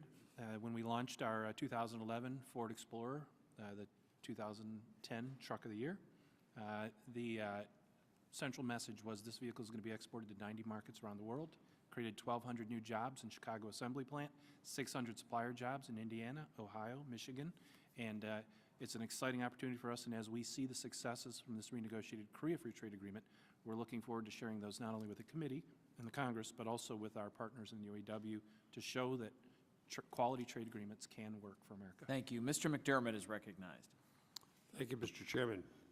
I've sat on this committee since 1991, beginning with NAFTA and the World Trade Organization and China accession. I've listened to panels like this over and over again. And I've heard promises, and we saw side letters on NAFTA and other things. I want to ask a simple question of all five of you. Is there any problem you have with taking the time to negotiate labor and environmental provisions in these trade agreements? Is that something that you think was a useful thing to do? Thank you for the question. The NAM's point of view is that social portions of the trade agreements should not be part of the trade agreements, but should focus more on the trade issues that are associated. But if I may please add in, don't forget that our influences of working with these countries on a business-to-business value or business-to-business circumstance will have a huge change within these countries over a period of time. Because while you're our representatives, when we go into the field, we are the representatives of the United States. We have much the same view that trade agreements need to be focused on economics because of the benefits that brings, and also the increased standard of living. You increase standard of living, you reduce political strife, you improve labor conditions. But we have accepted and probably think it's a good idea that in agreements that countries should state that they will adhere to international standards and international conventions, which is the level at which we think it's appropriate for labor and environmental agreements to be included. Very similarly, as I said a little bit earlier, there should be balance in the trade agreements. If there's time that needs to be taken to balance some of those agreements, yes, but the bulk of the agreement should be on the economic benefits of free trade on both sides. And so we have had, as I think one of the members pointed out, a 4-year hiatus in terms of moving some of these agreements forward. Yeah, I would echo what my colleagues have said. I mean, I think, again, Mike's right. It's a question of balance. You do have to address concerns about worker protection and environment. The question for us would be, how long does that take to accomplish, and what's the balancing act in terms of what may be lost in other areas during that process? We too support, as my colleagues here on the panel do, and want to single out the Congress for its ability to achieve an agreement just a few years ago, a bipartisan agreement with the administration, with the Congress, to pursue this exact angle. But I also should say that it's not by virtue of the agreements alone, but as a global company and for reputational reasons, we also strive to provide those labor protections and environmental standards on an equal basis worldwide, regardless of whether or not they were required in the free trade agreement.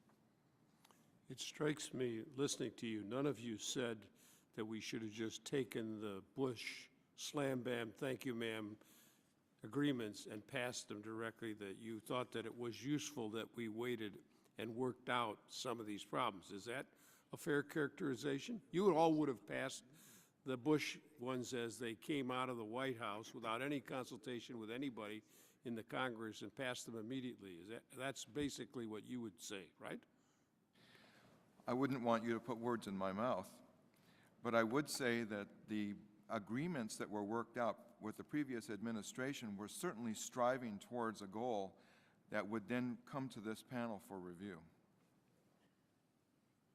We are on record as supporting those agreements as passed. We were involved in the negotiations of those, working with our trade representative's office, and when they were completed and we did our analysis, we supported them.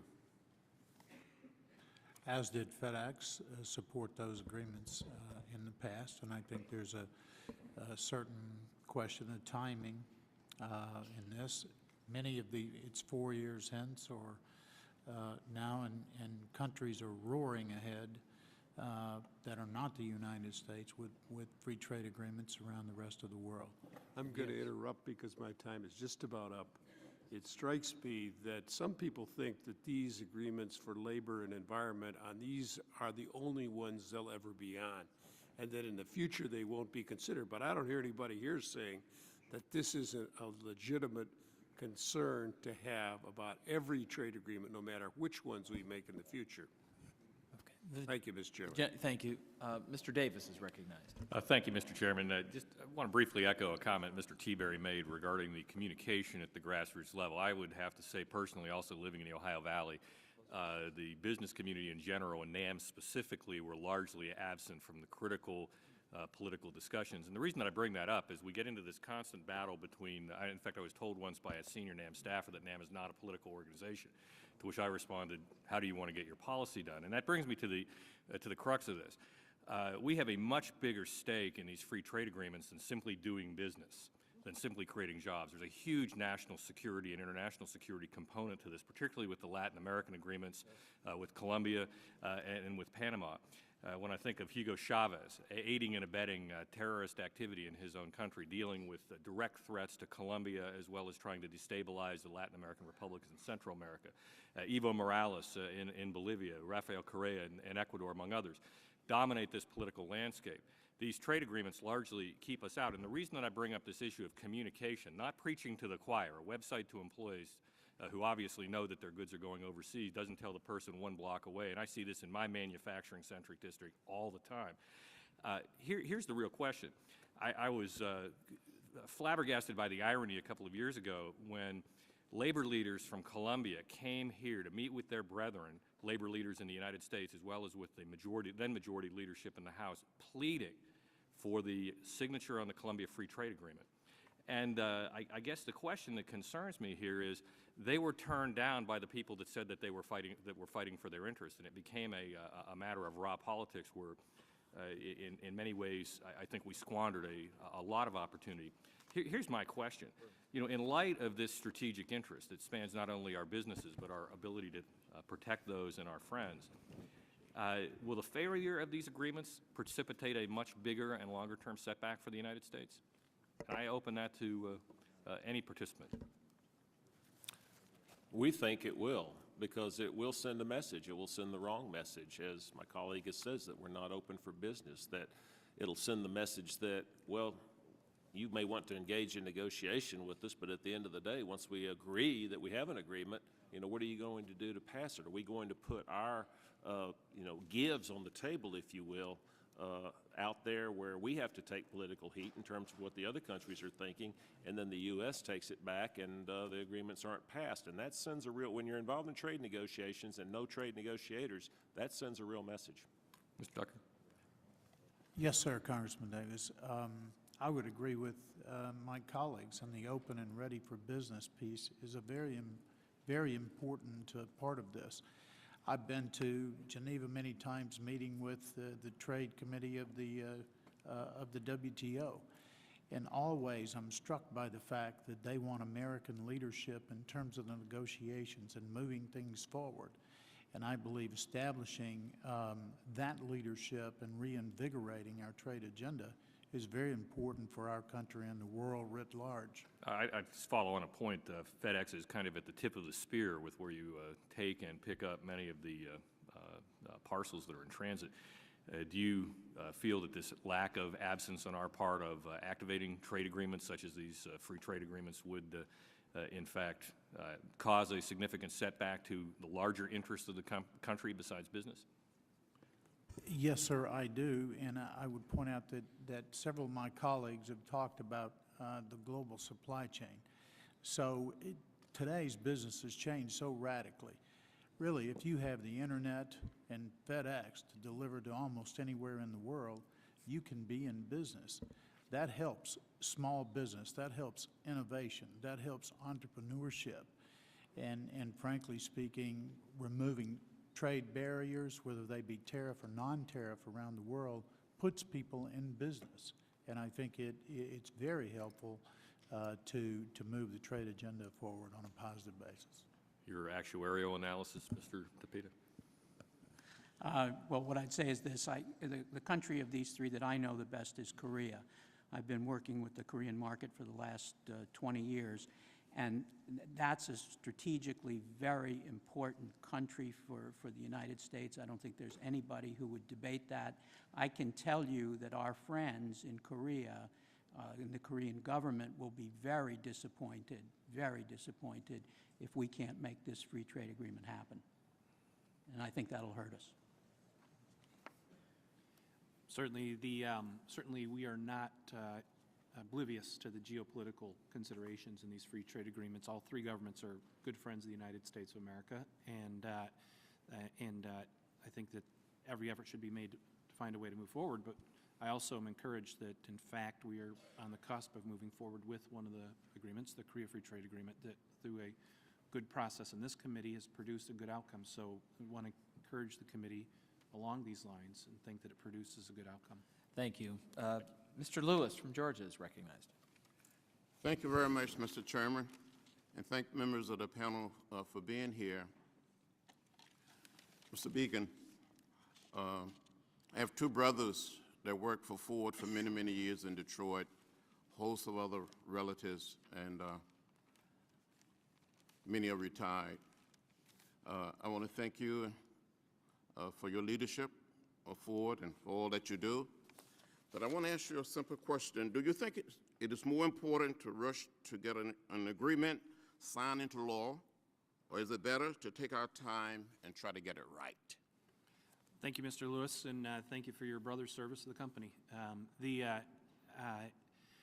Obviously, our track record speaks for itself. We fought for 3 years to get the Korea Free Trade Agreement right, and we felt that that was critically important to the people of Michigan, to the people of Ford Motor Company on a global basis, and also to the principle of free trade, that free trade agreements should open trade between markets. But again, as I said a moment ago, we're quite encouraged by the outcome, that through a thorough effort, through the leadership of the members of this committee, we got to that point. So yes, we should get them right. There is a balance in getting them right and getting them through and getting them on a timely basis. But the committee is, in the recent past, I think, demonstrated the right formula for that, and I'd encourage that to continue. Thank you. I want to go back for a moment to the question that Mr. McDermott raised. do you think that, and I was somewhat not necessarily disturbed, but the way some of you responded, you're not suggesting that we have a double standard when it comes to trade, that we have one standard in America and one standard abroad. Do you believe or feel that our trade agreements should be a reflection of the core values that we have as a nation and as a people? I'd like to answer that in the sense of that as these trade agreements have lingered and laid about, we've had a lot of opportunity to second guess the hard work that was put in to develop these. I suggest that the stakeholders, such as yourself, Mr. Lewis, would be involved with the new trade agreement formation right at the beginning so that you can form your ideas and bring those in with the U.S. Trade Representative so he knows how to focus his direction and not look back so much on we could have, would have, should have. Let's move forward with new ideas. Thank you. The gentleman yield. Yes. I just want to tell you, Mr. Paulson, that we actively engaged USTR on these issues in the previous administration, and there was simply a disagreement whether core labor standards and international environmental standards should be in trade agreements. It wasn't a lack of engagement on our part, and as soon as we had the power to make it happen, it happened. Is true in Peru and is true in Korea. The previous administration and the Korean government would simply not negotiate changes to open up their market, the most closed automotive market in the world. We were engaged endlessly, as we have been relating to conditions in Colombia. It's not a lack of engagement. It was a lack of willingness on the part of the previous administration to tackle these issues. The Korean minister told Mr. Rangel and me, we will not discuss. Then we had a new administration that said, in order for that agreement to move, you have to open up your market and have two-way trade. And if you gentlemen believe in two-way trade, and I hope you do, and standards as reflecting American values, remember, we've been trying to bring that about. With Korea, it finally, I think, is happening. And to simply say, you balance, we don't want to support imbalanced trade agreements in terms of two-way trade or in terms of basic international standards on worker rights and the environment. Would the gentleman yield? Yes. I was just going to make a point that I really think the breakthroughs on these two agreements, Panama and Colombia, came several years ago when Republicans and Democrats in Congress sat down together and came forward with the May 10th agreement that addressed issues like labor rights, environment, and as a result, Colombia has adopted 8 of the ILO conventions, 6 more than the United States Okay, itself we has done. can. And so I think there is a shared effort in this area. I take back my time, and I Let me just say that the time has expired. expired. That's just not the history. Well, I would just say I'm not sure that the characterization of the back and forth is really particularly helpful to the debate here because there, as Mr. Brady pointed out, there's a May 10th agreement, and frankly, the real effort on Korea really occurred after November, the intense discussions. The President made the announcement in July or June, but the real effort occurred after November. But at this time, I would yield to Mr. Reichert for 5 minutes. Thank you, Mr. Chairman. I'll just mention briefly that I also am from the state of Washington, as is Mr. McDermott. Unlike Mr. McDermott, however, I've only been on this committee 2 years, and I've been waiting for a hearing on trade agreements. So I'm pleased to have you here today and excited about having our first trade hearing and looking forward to Korea, Colombia, and Panama all being brought to the House floor for our votes. As you can see, if we work together, we can get this done. And you have a responsibility, as been mentioned, and each of us here at the dais have our responsibilities. And hopefully together, Democrats, Republicans in the community, in the business world, out there across the country, can all work together to accomplish our goals of creating more jobs and spurring this economy on. And one statistic that I want to refer to that was mentioned in the panel is this doubling export initiative, and as was mentioned, Mr. Teaberry and myself are members of the President's Export Commission. We want to double exports, but at the same time, if we look at the figures, the last time we did that was between 1995 and 2007, and again, there were 9 trade agreements that were passed during that period of time, I think, that made that possible. So I think it's absolutely critical, and I think everyone in the hearing today and everyone in this room and every one of us sitting here knows it's absolutely critical that we pass these agreements, we have fair agreements, and move forward with these agreements to create jobs. Not only at an economic level is it important, but also as we look at our security across the world. So I really want to focus on what we lose as we have languished somewhat. And specific to the Korean agreement, we know that the EU and Korea has an agreement that will take effect on July 1st, and here we sit.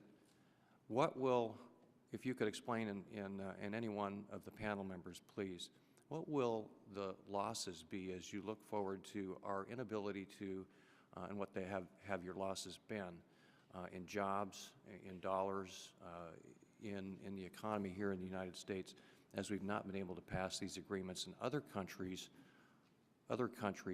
have moved forward with their agreements, and we're losing market share? Mr. Drucker, anyone like to respond to that? Mr. Paulson? Thank you.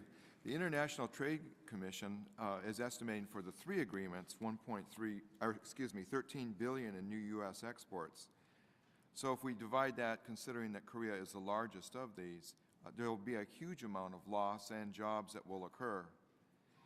It also gives an opportunity in the case of the EU to enter in the sense of that, and I often use standards, and actually standards for employees' safety and health. They will bring in these EU standards, which are, in my business, very critical, and then we'll be having to fight against those standards versus, for example, the steel industry that's begging for our products in Korea. So it'll be a change of focus aimed at looking towards Europe as opposed to looking towards the United States.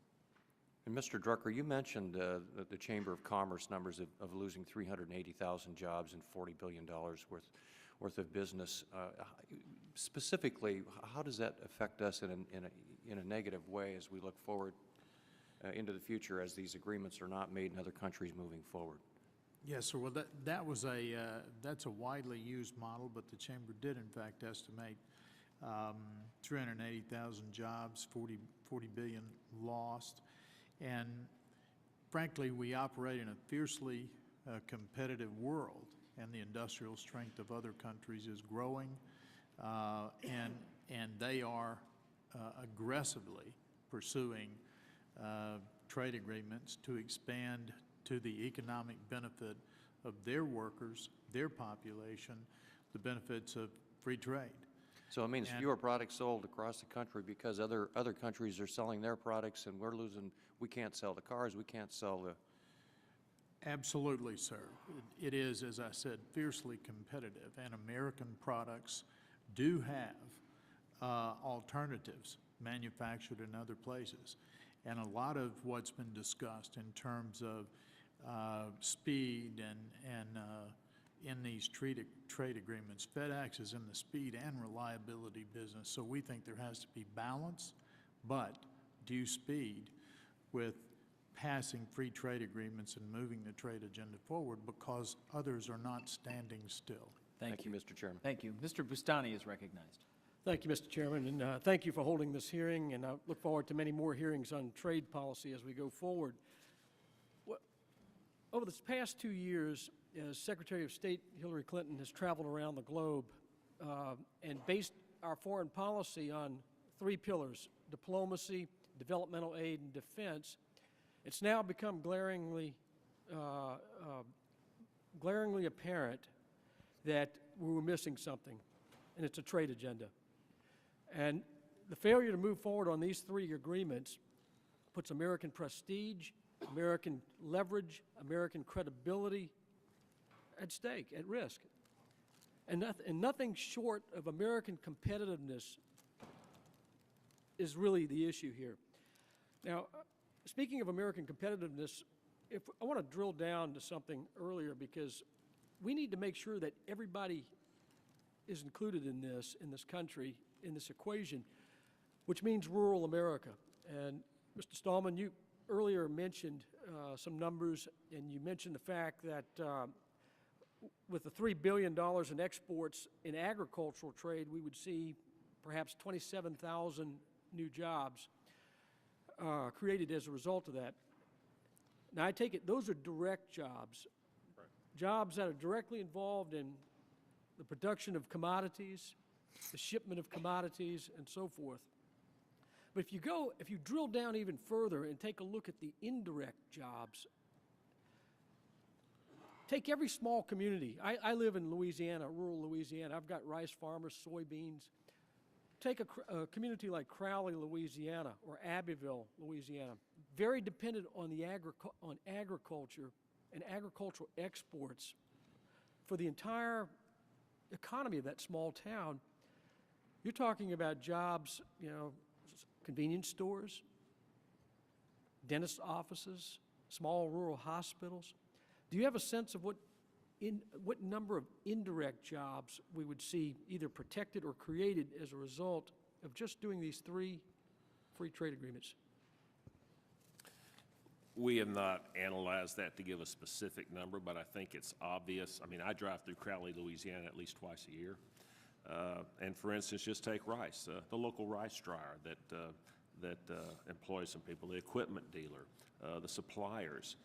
If you don't have the ability to export, in this case rice specifically, which we export roughly half of our rice in this country every year, all of a sudden you don't have those jobs, you don't have that business, and so it's a direct impact on rural communities in America. And you can just spread that same principle across all of the production areas of agriculture. And so it's critically important that we make the case that job growth is linked to exports. And, the case can be easily made, I think, in rural America. And as we try to build consensus to move forward on these trade agreements and future trade agreements, we have to get the American people on board with this. And I think focusing on rural America, focusing on small business development is going to be critical in this. I don't think there's any way we can actually double exports in the time period that the President is describing, the 5-year time period, unless we include small businesses and medium-sized businesses and their connection to the modern supply chain. And I've seen some of the figures related to all 3 of these agreements, where a lot of the export growth will be on the part of small and medium-sized firms. And I'd welcome any of you to comment on that. Well, Congressman Bastani, I would just give you one small example, if I could, and I couldn't agree with you more. Small and medium enterprises are going to drive a large part of that. I would just talk for a moment about the Memphis hub. And it's like a small city at night, perhaps 10,000 employees working in one small area at night. And U.S. export is one of the fastest growing parts of our business. But Memphis is the #1 cargo airport in the world, and Memphis is not the #1 large-sized city in the world. We outpunch our weight in the global economy because of exports and connecting the world with what we deliver. And the benefits of that flow through, as you say, to the dentist office, to the grocer, and through many parts of the economy. So that's one small part where facilitating trade and facilitating global markets to small and medium enterprises has a dramatic impact locally. Thank you. Thank you very much. Mr. Neal is recognized. Thank you, Mr. Chairman. I want to thank our panelists as well. I think the argument that's being offered here is that sometimes to subordinate human rights concerns and others in terms of getting some sort of economic liberalism a foothold, that in turn will bring about greater demand in heretofore closed societies for more free choice, not only in the marketplace, but just as importantly in the polling place and other endeavors. Now, I think that it bears the reminder, however, that with NAFTA and China, that we were instructed that they could not be amended. I think that's part of the conflict here today. We were instructed that they could not be amended, that it was all or nothing. And here comes the Peruvian bilateral, in which we demonstrated that you could in fact amend that agreement, which I supported, for the purpose of including human rights, the right to organize, and environmental concerns, and the Peruvian government adopted it with little fanfare. Now, Mr. Tepeta, I've been very supportive of your industry's efforts, as you know, over the years to expand globally. But I think that as part of this discussion that there ought to be at least some reasonable discourse about the following idea. It has been difficult, has it not, for your industry in China? That's a fair assessment, isn't it? Yeah, I think that's a fair assessment, sure. And the idea of a forced partnership in a sovereign capitalist nation where you can never control more than 49% of that your industry, and they really make a lot of basic decisions. And in fact, without saying so, there's one of your large competitors that has decided to back away in recent weeks. How do we get their attention if we don't make the argument here that economic liberalism, including those basic tenets of the Peruvian agreement, the right to organize, campaign for human rights and environmental concerns, how do we get them to move the argument forward? Look, it's a great question. I'm not sure that I'm not sure that I have the answer to it, Congressman. I think that, you know, in each of these cases, we fully understand the need to address a number of different concerns. The issue that presents itself is, can you solve all the problems in one trade agreement?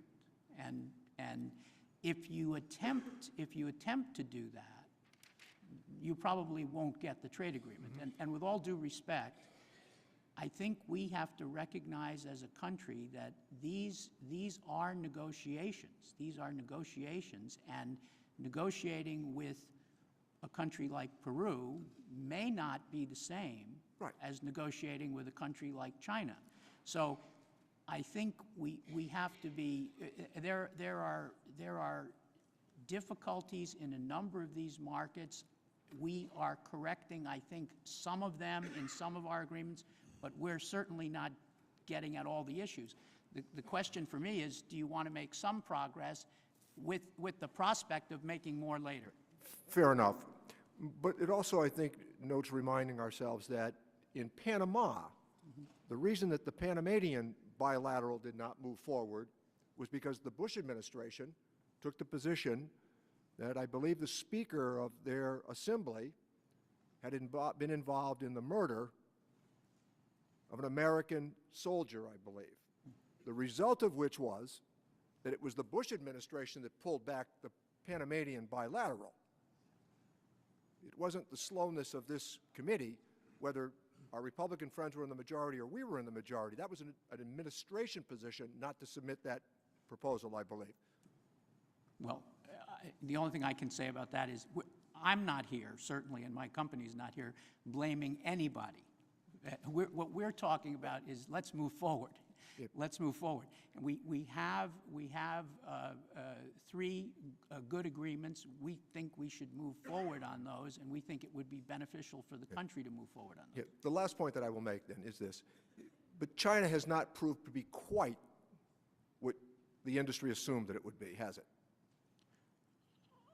I think China has a lot of challenges, and it's not alone in that. I mean, it's an attractive market for a lot of people because of its size, because of its growth, but it does present difficulties, no question about it. Well, thank you. I'm afraid one last comment, Mr. Chairman. Quickly, If we the don't, committee needs to move forward. But if we don't pursue this here, then your job becomes more difficult. Isn't that so?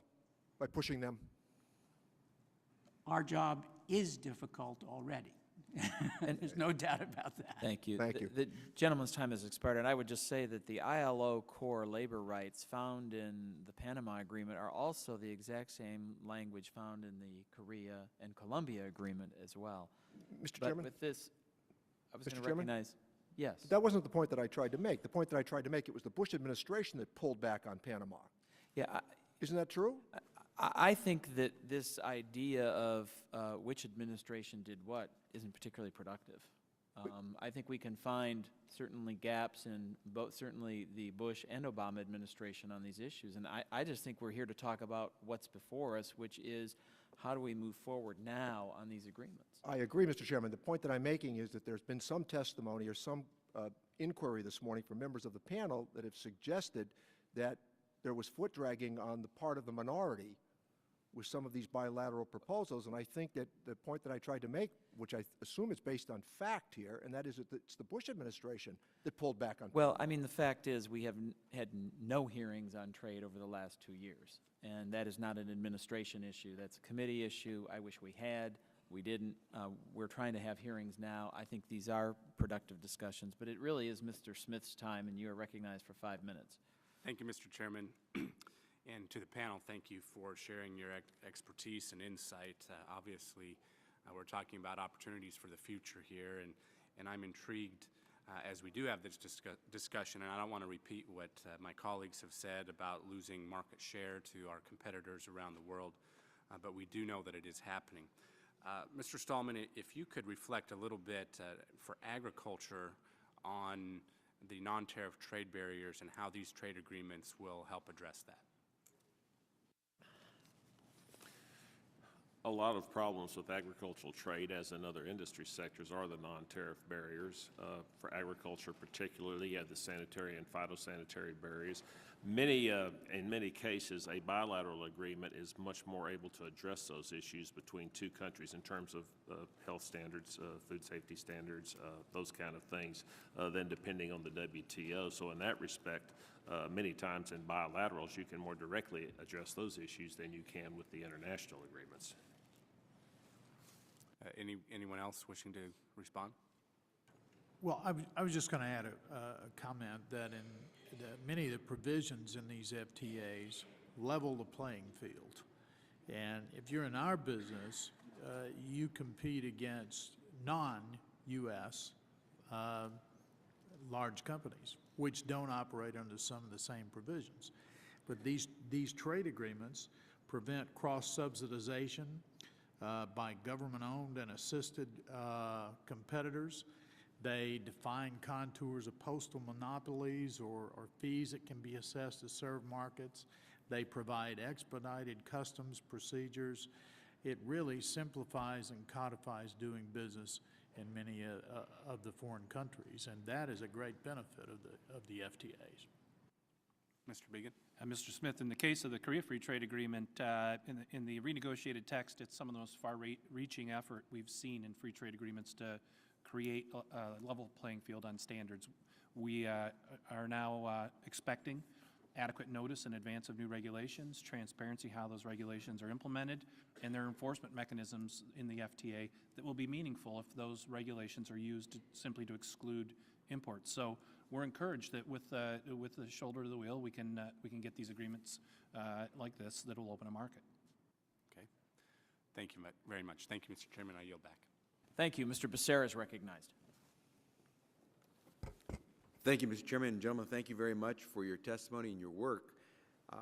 I'd like to just begin by acknowledging that I don't think there's an American that wouldn't believe that trade is essential for us to continue to be a growing and vibrant economy. What makes us strong is the fact that not only do we sell to Americans, but we sell to everybody in the world, and everyone loves American products. In fact, everyone loves America, and that's why so many people wish to come to this country as well. So our brand is good not just in terms of our product, it's good in terms of our country and people wanting to be here. The difficulty I think we get into is we try to ignore that trade causes consequences, and they're not always the greatest.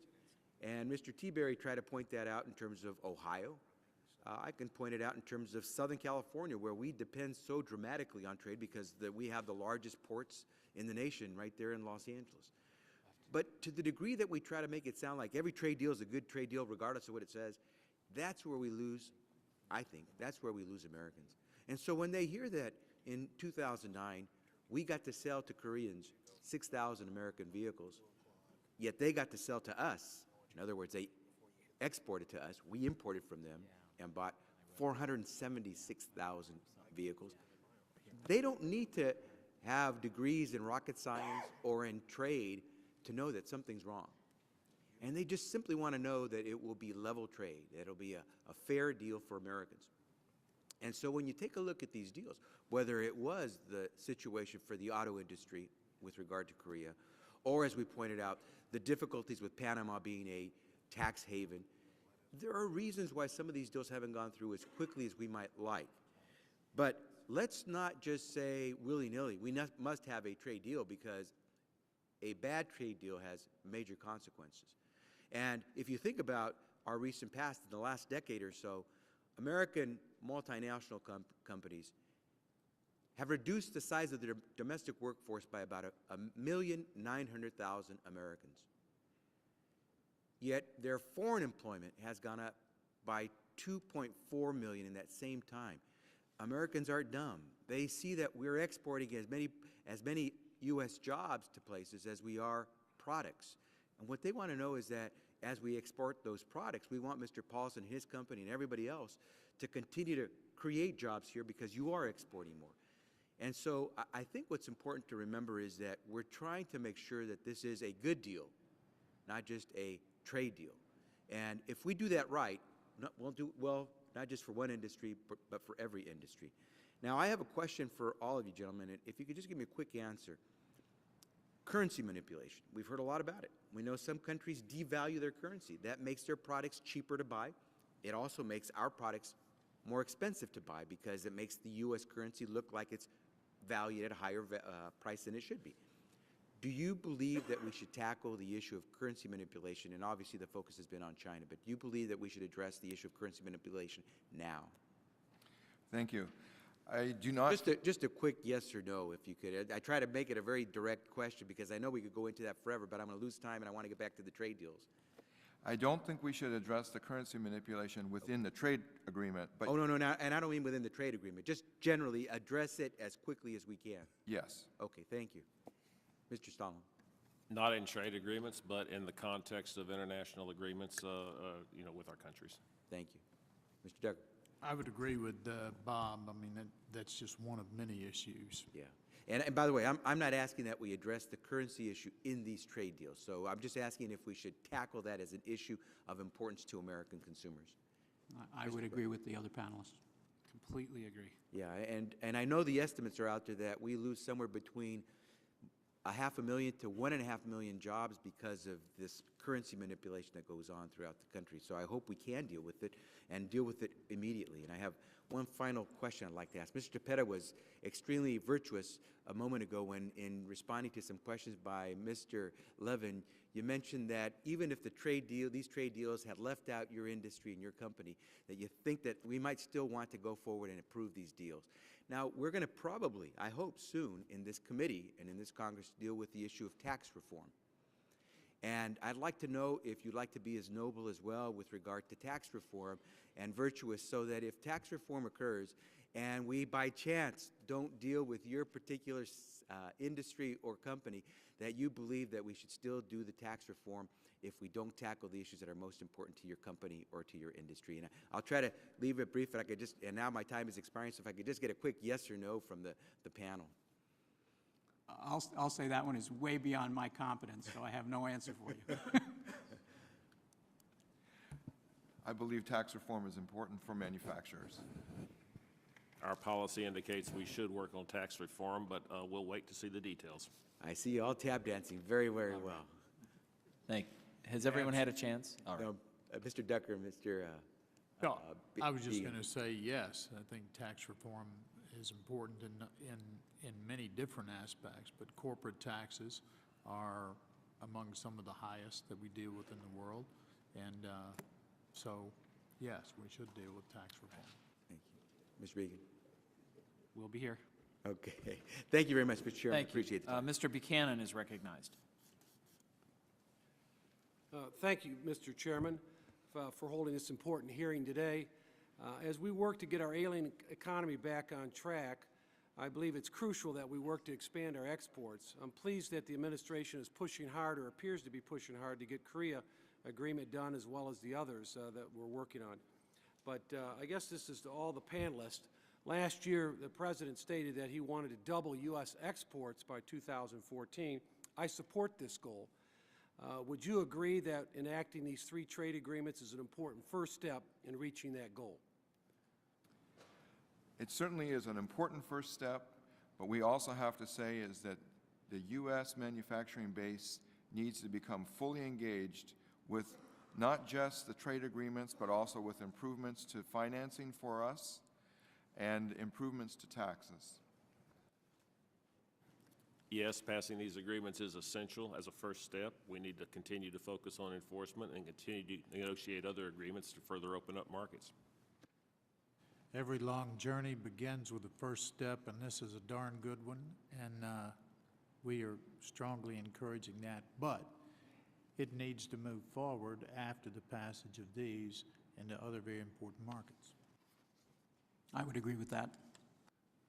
And I'd just like to repeat what I said earlier, is we bear responsibility too. It's not just the policies in the government, but it's the job of our companies to make these work, and we look forward to doing so. Thank you. Mr. Stallman, my state that I represent, or in terms of my districts in Florida, but looking at Florida in general, we have a big area of agriculture, citrus, cattle. How do these trade agreements affect the state of Florida, in your opinion? And I'd be interested in anybody else's comments as it relates to that. Well, I don't have the state-by-state breakdowns in terms of benefits, but, you know, in general, all agriculture will benefit from these agreements based on the opening of markets. You know, beef in particular, which I'm a little more familiar with, these agreements, but the enforcement of current agreements, the work that we're doing to open up markets now in China and Japan, and keep the market for beef in Taiwan, all of those things will be beneficial to beef specifically. But in general, these agreements are what's necessary to improve agricultural market access for our products. I couldn't speak specifically to the agricultural aspects, but I would point out that we have a very large international hub in Miami, which serves most all of Latin America, and trade with Latin America certainly benefits the area in and around Miami and all of the catchment areas that Miami hub services. I would say something similar. I can't give you an agricultural angle on this, but for us, we have a large financial center in the state of Florida, and there's no question that there are a lot of jobs sustained and created in that area because of this. It's a finance center for us. We have Ford stores across the great state of Florida, and our dealer partners in your state benefit as we do when the company is more prosperous and successful. They've been having a very good year, and we look forward to working with them to have many more good years. Corporate health will definitely be improved by the ability to export our vehicles around the world. I guess the other just general question is, you know, this thing is dragged on. I've been here 4 years. We've been talking about it for 4 years, these trade agreements. I mean, you know, it seems like it's a big disadvantage to our companies compared to other people that are doing business on a partnership with these countries. What's your thoughts on that? My sense is that we're losing ground and losing jobs in America. I'd like to say is that if we put ourselves in the perspective of being in Colombia, and this was a promise, a golden promise that was given to the Colombian people, and they had to make the changes. And then every day that this drags on, over in Venezuela, somebody's laughing. And I can hear him all the way sitting here. Mr. Buchanan, in the case of Korea, the good news is that while the Koreans are negotiating free trade agreements with a number of other countries, Canada, Australia, and Europe, none of those agreements have come to conclusion, have been completed either, precisely because of the same issues that held ours up, because the market was closed to imported automobiles. Should the committee be able to move with some alacrity on the renegotiated free trade agreement, it will be timed so that we should not lose any ground in relation to other countries. But it is important that that deal come before the committee and get approved by the middle of the summer. Thank you very much. Mr. Lee is recognized. Thank you, and appreciate all the speakers being here today. I know you've already, a lot of the same questions have been brought up, but the positive theme that I keep hearing here is that trade is a good thing, that these 3 trade agreements at the end of the day will do what American people are demanding out of Congress. Help us create an environment where we can start employing American workers again. It's very simple. And for my colleagues, as you know, I spent my entire career in manufacturing up until 2009, so I'm a huge advocate. We exported products to all over the world, including South Korea. And I am truly a proponent. And ironically, we have the State of the Union this evening. And I'm sure we all want the President to talk about economic issues, talk about putting people back to work. One thing I'd learned from my father, however, was that it's your report card that counts at the end of the day. And it's easy to give lip service to the fact that we want to say we want to double exports over the next 5 years. However, unless you put tangible items into place, in this case, free trade agreements, will have a significant impact. It is known by experts and obviously by this panel here, we can start doing the right thing. But we're out of time. And to have these trade agreements that have sat on the shelf here and for the last several years in Congress and have inaction, and the President talk about this for 2 years and move none of these forwards, I think it's very hard for us to look at the American people and say, we're not doing our job. And again, I hope tonight we're going to hear a different story from him, and that we here in this committee, there were several opportunities over the last few years for this issue to be debated, if there had been concerns, so that we could help push this along. But now at the 11th hour, trying to slow this up is reckless, and the American people shouldn't put up with it. We need to start moving forward on trade. There was nothing here that I heard today that would stop us from doing what, again, American people want, allow them an opportunity to make a good living and take care of their family. So with that, I yield back. Thank you. Mr. Blumenauer is recognized. Thank you, Mr. Chairman. I guess I would like to focus for a moment on the role agriculture will play in our opportunities going forward. And I appreciate, Mr. Stallman, your being here and your testimony.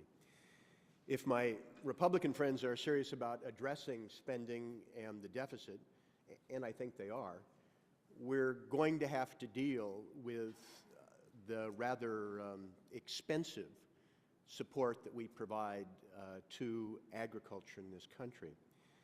I want to be clear that I'm not referring to assistance that's not trade distorting. I'm not talking about marketing. I'm not talking about paying farmers to help them comply with clean water and other environmental requirements. Marketing, I mean, these are areas, research and marketing, I think that it's legitimate for us to help and in some cases maybe do more. But since I've been in Congress and on this committee, and before that, trying to work to move forward with a bipartisan trade agenda, I've watched as our agricultural subsidies got in the way of moving these programs forward.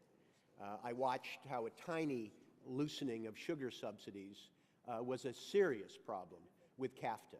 We had problems with our Australian agreement because of sugar again and beef restrictions, where we just simply weren't going to allow free trade to operate. More recently, we are paying, the American taxpayers are paying Brazil $143.3 million a year because of our lavish cotton subsidies, which are illegal under our agreements, in order to forestall retaliatory actions for intellectual property and other goods that would have been close to $1 billion. We're going to pay that every year.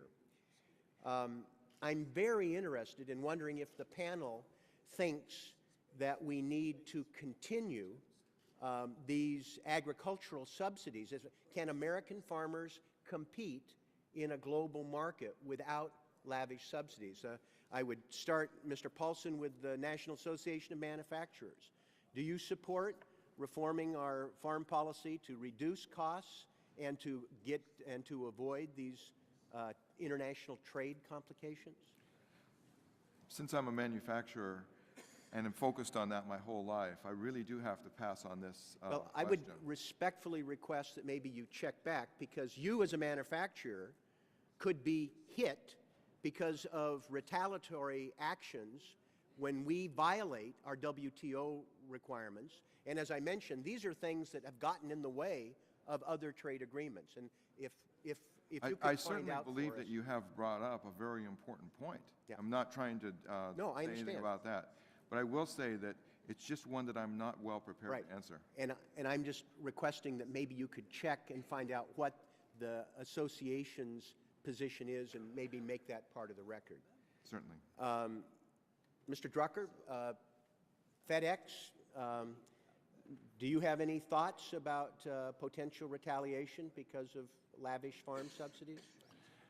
Having spent most all of my life in the services industry, I am going to refer this to Bob, who has much greater expertise in this area than I. Would you mind if lavish farm subsidies resulted in retaliatory trade actions that affected FedEx? Would that get your attention? Outside, if people aren't living up to their agreements and their retaliatory measures, I think we should live up to the agreements that we have signed. Like Brazil and cotton? Well, Mr. Stallman, I don't want the time to run out without turning to you. I'm wondering if the Farm Bureau feels that we need to have the current level of subsidies for our agricultural products to compete internationally, like, for example, the illegal cotton subsidies that we're now paying Brazilian farmers to avoid Mr. Ducker and Mr. Paulson having retaliation. What's your feeling on that? Yeah, a couple quick points, Congressman Blumenauer. First, with respect to the degree of subsidies we have, as you designate them being lavish, had we reduced our entire federal budget the extent to which those payments have been reduced over the course of this last farm bill, we would not be talking about budget deficits in this country if that same percentage reduction basically occurred across the board. Secondly, with respect to the Brazilian cotton agreement, that $143 million first is not going directly to Brazilian farmers. The second point is that was a negotiated agreement, a temporary agreement, if you will, while the Brazilians are waiting to see what we do in the context of the negotiation of the 2012 Farm Bill. And in terms of non-trade distorting, the direct payment component in the Title I of the Farm Bill is considered to be a green box under WTO trade rules. Do you feel Thank American you, Mr. Stallman. agriculture can compete? Mr. Pomeroy, all time has expired. Chair recognizes Ms. Jenkins for 5 minutes. Thank you, Mr. Chair. Thank you. Agriculture is obviously important to the great state of Kansas in my district.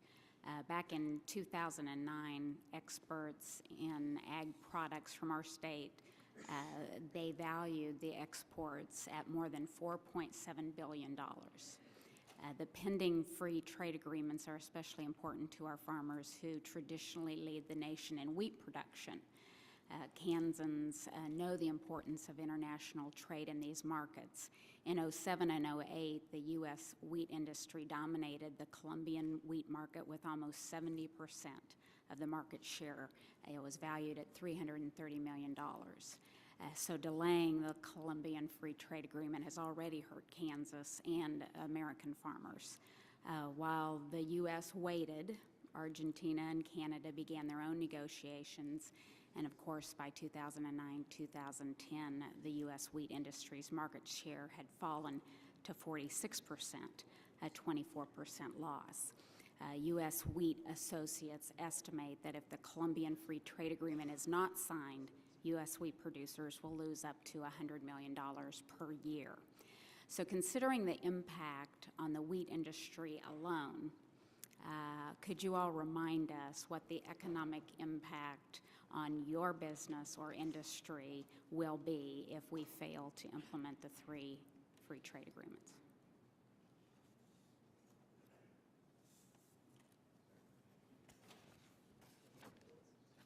Well, I think if I understood the question, it was broader. It was beyond agriculture. Yes, I'd like to hear from each one of them. Excuse me, I thought that you were just talking in agriculture for that. And so if we don't get these free trade agreements through, naturally those are estimates that are how much loss will be made over a period of time and the number of jobs. We're using, again, the International Trade Commission's estimate that it's $13 billion. I believe that what we will see, though, is that there will be greater losses beyond this because it isn't just these trade agreements. The whole world is watching. The world is watching what we are up to right at this moment. And these trade agreements have taken on a greater impact than just dollars and cents going back and forth. They've become the image of how will the U.S. embrace other countries throughout the world? How are we out working with others?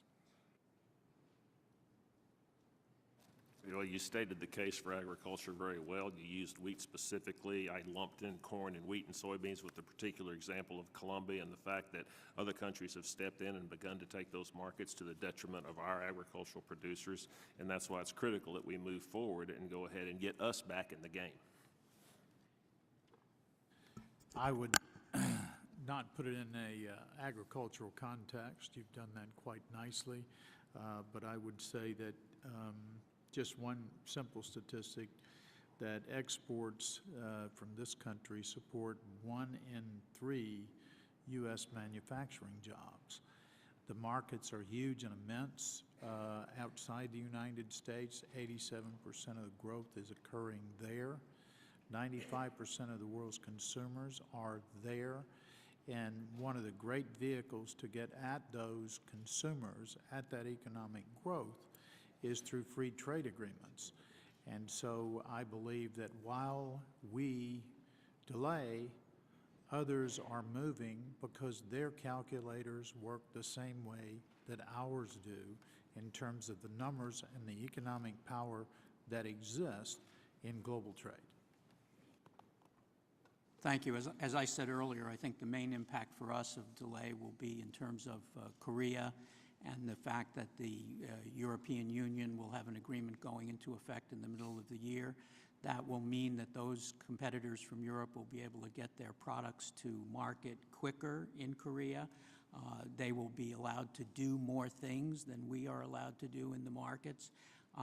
They will be subject to different rules and regulations, which will be to their advantage, frankly. So there's no question that if we don't get this Korea agreement done, it will hurt the insurance industry competitively in Korea, no doubt about it. We support all 3 agreements, but in particular, I'd like to repeat what was just said on Korea. The good news again is that we are on a timetable now to have the Korea agreement passed as soon as, if not earlier, than some of our major competitors. But I would also be remiss if I didn't point out, had the Korea Free Trade Agreement gone through in its previous form before these provisions were renegotiated, it actually would have had a punishing effect on our industry. And so we are very supportive of the agreement, and the timing still affords us the opportunity to moving with alacrity to get it through in time to realize that benefit. Thank you. Thank you. Time has expired. Chair recognizes Mr. Paulson for 5 minutes. Thank you, Mr. Chairman, and I want to thank you also for your leadership at the subcommittee level and being a part of this hearing today, and for all the witnesses for the testimony. There's no doubt that all of the trade agreements, we've heard about Panama, Colombia, and South Korea, of course, which is the latest that's had the most discussion from the administration standpoint, and now the support from a lot of our colleagues from both sides of the aisle is very important. And I really believe that free trade is this very simple concept that is a natural proven stimulus. It's a it's a cost-free job creator.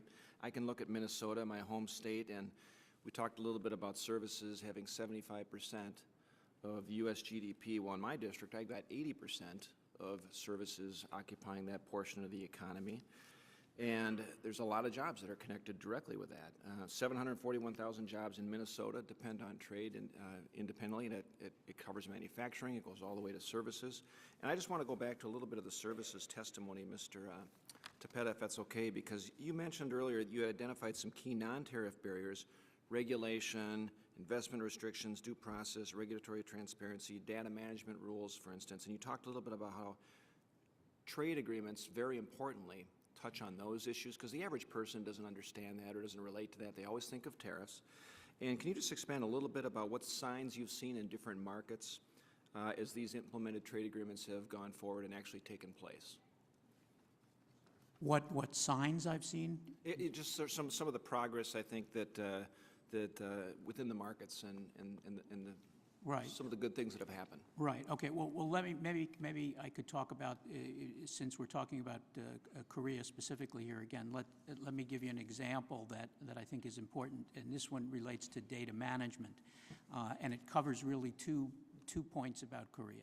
One is this question of the desk drawer rules that I was talking about before, that you sometimes don't know what the rules of the road are. We had an experience in Korea where we wanted to do data management in a more centralized location. We believed that was permissible. We had discussions with regulators about whether that was permissible. We were allowed to go ahead and do our data management outside of Korea. There was a change of people in the regulatory body that regulates us. They came back and said, sorry, you have to move your data center back into Korea. Now, that's an example of tremendous expense on our part that we had to go through, partly because we didn't know the rules, partly because they had restrictions on data. I think with these kind of issues, and this is directly addressed in the Korea FTA, we will be able to do data management outside of Korea. I think that's going to be very useful for some companies. They may do their data management from here in the U.S., and that will, again, create jobs here in the U.S. The second thing that I would say is this will also give us the ability to do really good job of data privacy protection, because when you have small data centers all over the world, it's much harder to bulletproof those, the phrase that's used, to make sure that they're protecting the consumer's information. So this is an example where the Korea FTA, I think, can give us both better efficiency but also better effectiveness. And so that's a positive sign, I think, going forward. Yeah, thank you very much. And Mr. Stallman, let me just quickly follow up on a question with you, because Cargill is based right in my district. And of course, you think agriculture right away, and Minnesota exports quite a bit, $6 million worth of wheat and corn, I think, to South Korea currently. You know, is it possible to estimate the effect of an increase in opportunities for one large exporter, what that can be on the local economy? I think you mentioned 9,000 jobs earlier. You know, but for a company like Cargill, the supply chain, the agriculture, how many new jobs locally might be added? Well, it's awfully hard to get those numbers precisely at the local level, but you know, just assume that Cargill would, if Cargill exports an additional billion or some fraction of that, at the rate of 9,000 jobs per billion, those are direct jobs, not the indirect effects, will definitely help the local economy where those facilities are located. You know, and Mr. Chairman, one more point I want to make is that in Minnesota in particular, we've seen successful exporting both in services and with manufactured goods, but the reality is that with our FTA partners, where we've got FTA partners that currently exist, there's actually an exponential increase in exports that have gone on. In fact, I think there's a 103% increase overall in terms of Minnesota exports since 2002 with the FTA partners we have. So I think if we look at expanding in Korea and Panama and Colombia, we're going to all benefit, and it's going to open the door to China and other countries down the road. Thank you, Mr. Chairman. Thank you. The chair recognizes Mr. Pascrell for 5 minutes. Thank you, Mr. Chairman. Thank each member of the panel. I'm a skeptic on these issues, and I must say this to begin with. Free trade agreements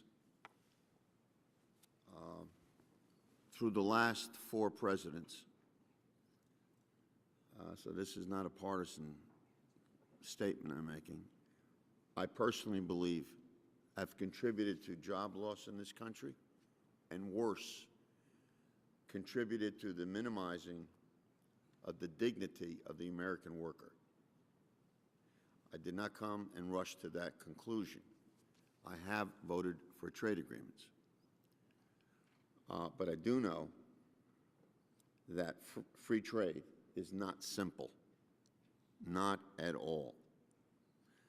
And I would like to start by saying to those who say that the jobs that will come out of the Korean FTA are going to spread throughout the land and contribute to our recovery. Well, the International Trade Commission has found that net job creation from the Korean FTA will be negligible,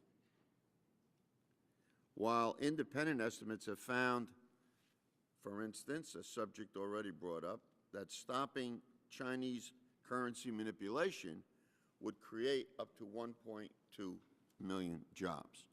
As that is my preface, I would like to ask Mr. Begin. The European Union recently completed its own free trade negotiations with South Korea and was able to secure a 55% minimum rule of origin requirement, which is a major problem in many different areas, not just automobiles, and a cap on duty drawbacks. So, our agreement, on the other hand, one we're examining right now, contains only a 35% rule of origin and no limits on the duty drawbacks. None. Is Ford concerned that what I see as a major disparity, which would allow a Korean car company to assemble over 65% of the value of a car in a regional country like China, will put the United States auto industry at a disadvantage compared to our European competitors? Thank you, Mr. Pascrell. Breaking down the two issues. On the issue of duty drawback, the approach in the U.S. Free Trade Agreement and in the EU Free Trade Agreement are largely the same. So in that case, there's not a significant difference. However, in both cases, Ford and other automobile industry companies fought very hard to put limits on the degree to which the Korean government could use duty drawback, because, as you point out, it allows the import of content from outside the free trade area. Does that concern you? It certainly is a concern. It's one of many that we had. And what's the concern? What's your actual concern with what I just said, specifically? Specifically, it will allow manufacturers in Korea to import content from third countries and then re-export it to the United States duty-free. We in the United States do not enjoy that privilege, so we would import the same product from the same country to put it in our automobile, and we'd pay a tariff on it. So it is something of a competitive disadvantage. However, as in any free trade negotiation, it's a package of gives and takes. Ultimately, Ford Motor Company's principal concern in this agreement was opening the Korean market to our goods. The Koreans are already well represented in this market, and it's our estimation that this free trade agreement will not sizably increase their imports, although the duty drawback is a competitive advantage to them. Well, I have folks coming into my office every day because we were once a great manufacturing power in New Jersey. Patterson, New Jersey was the original manufacturing city in this country, the cradle of the industrial revolution. Alexander Hamilton went there, debated very severely, Thomas Jefferson, over whether we should be an industrial and we decided that we'd need to be a multifaceted society. We made the decision 35 years ago. The problem of trade didn't just start in the last 10 years, did it? The problem of trade existed now for many, many years. We lost our textile business 35, 40 years ago. We were the silk city of the world. So this didn't just happen. But here's who comes into my office, and I'll conclude with this if I may, Mr. Chairman. Yes. Folks with marble who are trying to make stone and send it to other places. Parts manufacturers come into my place every week. They can't stay in existence. We're talking about trading products. We've got to have a product to trade. And if we don't do something about manufacturing in this country, if we do not do something about that phase of the economy, these trade deals only make certain people affluent and bury other people, and that's what's happened in the United States. And I would look at that very carefully, because I think we are being put at and I only use this as one example. My time has run out. Oh, yeah, the time has expired. Thank you. Thank you. Mr. Berg is recognized. Thank you, Mr. Chairman. Thank everyone that's come here for this hearing. You know, in 2004, I guess compared to this year, North Dakota's exports to South Korea have doubled. And those exports, primarily in agriculture, are wheat, peas, and soybeans. In fact, right now we have a delegation in South Korea trying to expand that. And one of the, the questions that I have is, there's a lot of these trade agreements that are in the mix. And I am assuming that every country in the world is trying to increase its trade so it can pull itself out of the same environment that we're in.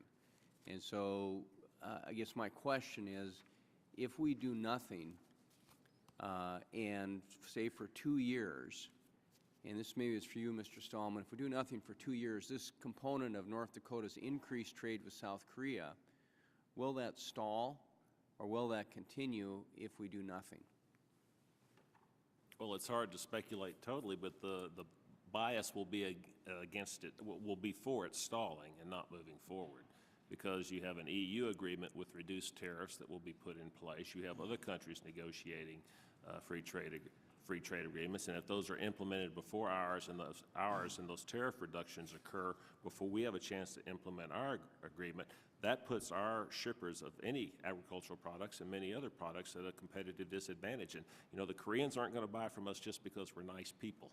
We're going to have a good deal. Well, that kind of leads to another question. As we've heard the hearing today, I've kind of thought about a water tank that's up on stilts that's leaking. And we're trying to figure out what's the best way to fix this water tank, or how can we have the best water tank? Well, that water tank is full of our trade and our export. And my thinking is, if we do nothing, we may come up with a great water tank, but there'll be no more market share. It'll all be drained out of that tank. And so I guess, continuing with what you said, I'd just like and it's going to be a tough question probably, but if we do nothing and we assume that these other countries are engaging in free trade agreements and expanding their trade, what would we lose in terms of jobs in these sectors over the next 2 years if nothing's done? So in manufacturing, just kind of what's your feel and what we would lose, or in agriculture or in the service industry, what would we lose by standing still and watching others take our market share in these 3 countries? Mr. Paulson? Thank you. I know we've talked about the jobs, the dollars, and the totals. And not to avoid your question, but I want to overemphasize, please, that the commercial diplomacy of the U.S. businessman entering these markets will by far exceed what all of these calculations that have been made. Because as I move into a market and I go into Colombia, I bring with me all other companies that I know about, and I have them entertain the idea of also selling there. So again, and I'm trying to be clear, let the U.S. businessman do his job. He will bring prosperity to our country here, but he has to have that opportunity and level that playing field. If we don't move forward and pass these agreements, work to open up other agreements, what will happen to U.S. agriculture is that our competitors will step in.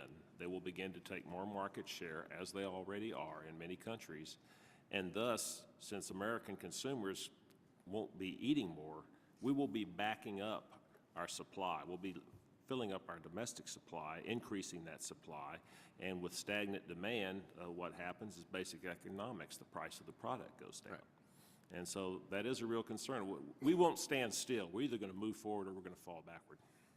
Well, maybe, again, please, go ahead, Mr. Well, I was just going to say one thing about that, Congressman Berg. If we do nothing, we do something. Because if we do nothing, others continue to move. We lose market share, we lose jobs, we lose the future prosperity. I mean, if you look at NAFTA as just one data point, since NAFTA was created, 4 million U.S. jobs have been created. There's $1 trillion a year in trade, in that NAFTA trade. So if we do nothing, we do something. Please. Yeah, I mean, I'll second the motion. I think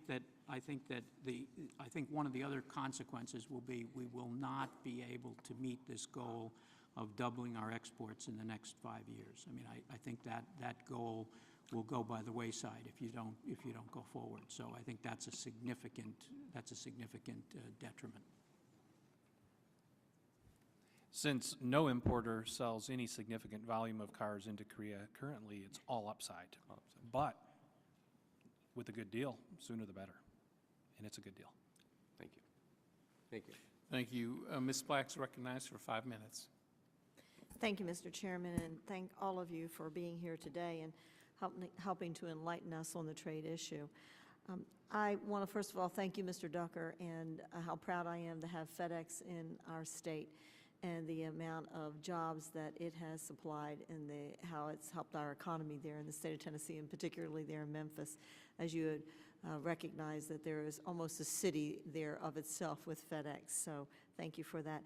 Mr. Paulson, I was interested as I read your written comments about your enlightenment of how trade really did increase your opportunity to be able to grow your business. And in particular, you said there was a time that I viewed foreign countries as competitors, and I made a whole series of defensive moves to protect my sales in the market, in the domestic market. And then you said you changed your perspective.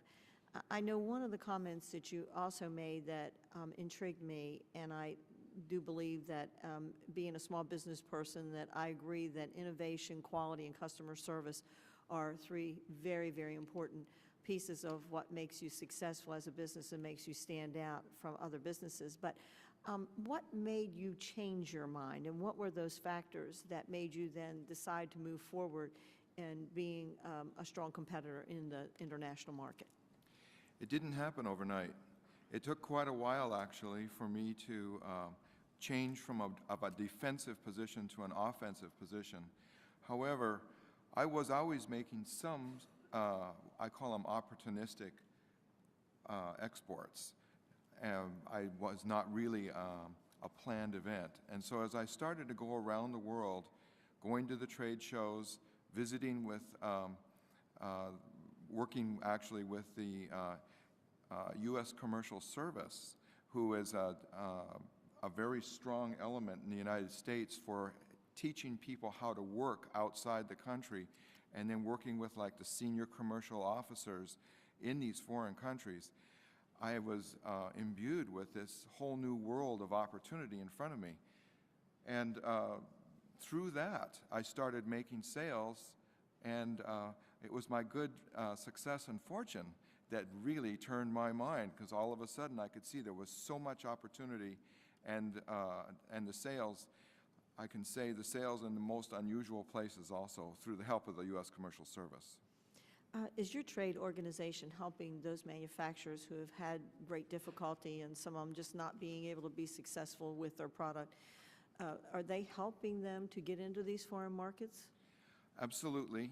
The National Association of Manufacturers offers free help to open foreign markets and teach people how to work in those markets. And I can also say that I personally spend a lot of my own time and volunteer time of teaching others how to enter a market.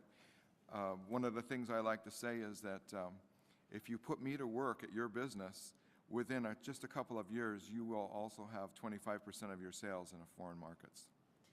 And my final question may be for any of the other panelists.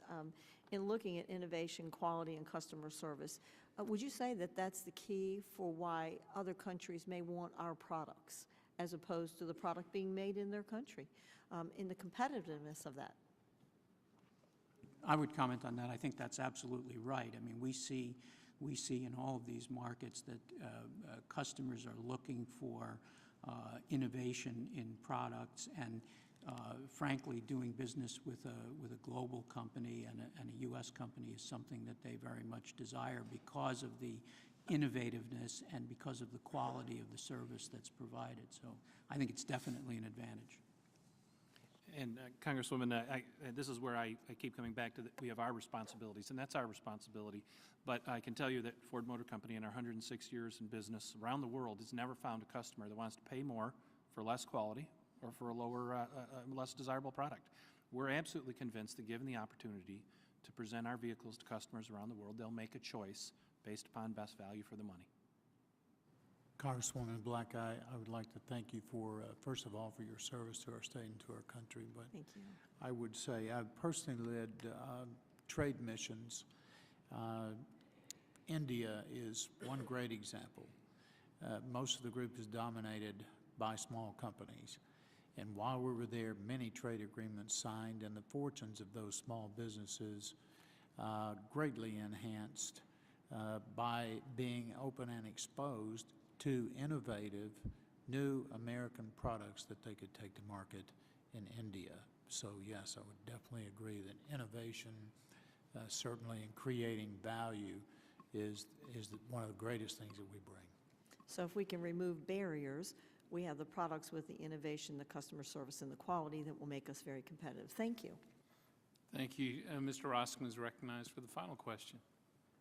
Thank you, Mr. Chairman. Those of us who are speaking late feel a little bit like the Jimmy Stewart character in Mr. Smith Goes to Washington when the chamber clears out. So thank you very much for your patience and the patience of our colleagues.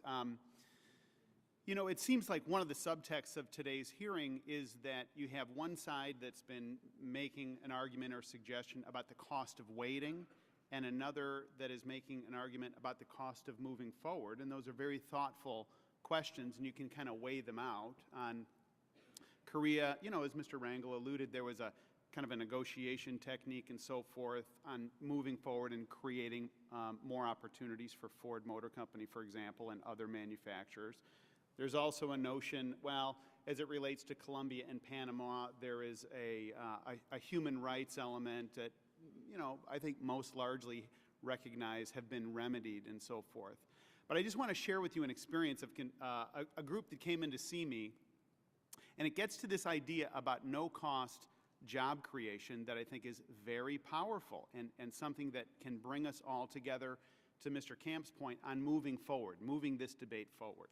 I had a group come to see me sort of with talking points over at the Cannon House office building. This is a couple years ago, and they were against the Colombia Free Trade Agreement. And I kind of shrugged them off, and I said, I don't really want to talk about Colombia. Let me tell you about something that I had just heard about. And I began to explain to them, I said, hey, there's this opportunity for us as the United States to create changes within the tax code that actually get our manufactured products in a better position vis-a-vis another area in the world that is actually 4 times the size of Illinois. And I asked them if we were able to do that, we're able to change the tax code so that Illinois manufacturers had an advantage in selling and taking things then to O'Hare Airport on trucks and flying them down to this other market that is 4 times the size of Illinois, would you all be for that? And they looked around and kind of crumpled up their talking points, and they said, yeah, we're for that. That sounds good. That's the Columbia Free Trade Agreement. And it was sort of a revelatory moment for them. Now, they didn't give me the satisfaction of telling me that I persuaded them, but I think that the way that was framed up was a little bit different. And so I guess the challenge that we have, my staff sometimes will come to me, my kids will come to me, and they'll ask me a question, and sometimes I will say, well, let me think about it. Now, as we all know, let me think about it means one of 2 things. It either means no, and I just don't want to deal with it, or it means let me think about it. And I think that we're upon this time right now as a committee, as a Congress, and as a country where sort of the thinking is done. We need to make decisions moving forward that try and create an environment where worldwide American companies, where little American companies are in the best possible footing to be competitive and dynamic. And that is no-cost job creation, and that's something that I think we can all agree on. Mr. Began, let me just ask you one sort of closing question, and that is sort of relating that experience that I had with this group in my office about Columbia and the type of manufacturing that you mentioned when you were having a conversation with Mr. Teaberry a couple minutes ago. Can you comment about what the Columbia FTA agreement means in terms of Ford Motor Company production opportunity and how that ripples out in jobs from a no-cost job creation point of view? Sure. Thank you, Mr. Roscom. As I said earlier in the hearing, that we do believe that we source a number of our vehicles that we sell, the vast majority of the vehicles we sell in Colombia, from the United States, and this will increase our sales in the United States. So it'll be entirely beneficial, as Colombia doesn't manufacture any cars, and none are coming, or any cars that export to the United States anyway, so none are coming the other way. But let me also add that in the case of Korea, had you presented me with the Koreans' 8% tariff was going away, it would have been of no benefit to us, but we would have seen a sizable advantage to the Korean importers. So, there's a formula that we have to get right. But let me end with this note, that we worked through that with this committee, with the leadership of the chairman and ranking member, and we're very encouraged with the outcome of this. And in the conclusion, we have bipartisan support, we have industry and labor all supporting the Korea deal. I think that is a model of success, and I think it shows that we can, together, private sector and government, work these things through, and I think that's been a great experience for us. Thank you. I thank the gentleman for yielding, and I want to thank, sincere thanks to all of our witnesses for their excellent testimony and to the members for their thoughtful questions today. Let me note for our witnesses, members may submit questions to you for the record. If they do, I hope you'll respond promptly in writing. Our witnesses today made clear that all 3 pending trade agreements offer significant benefits for agriculture, manufacturing, and services sectors of our economy, all without requiring any new government spending.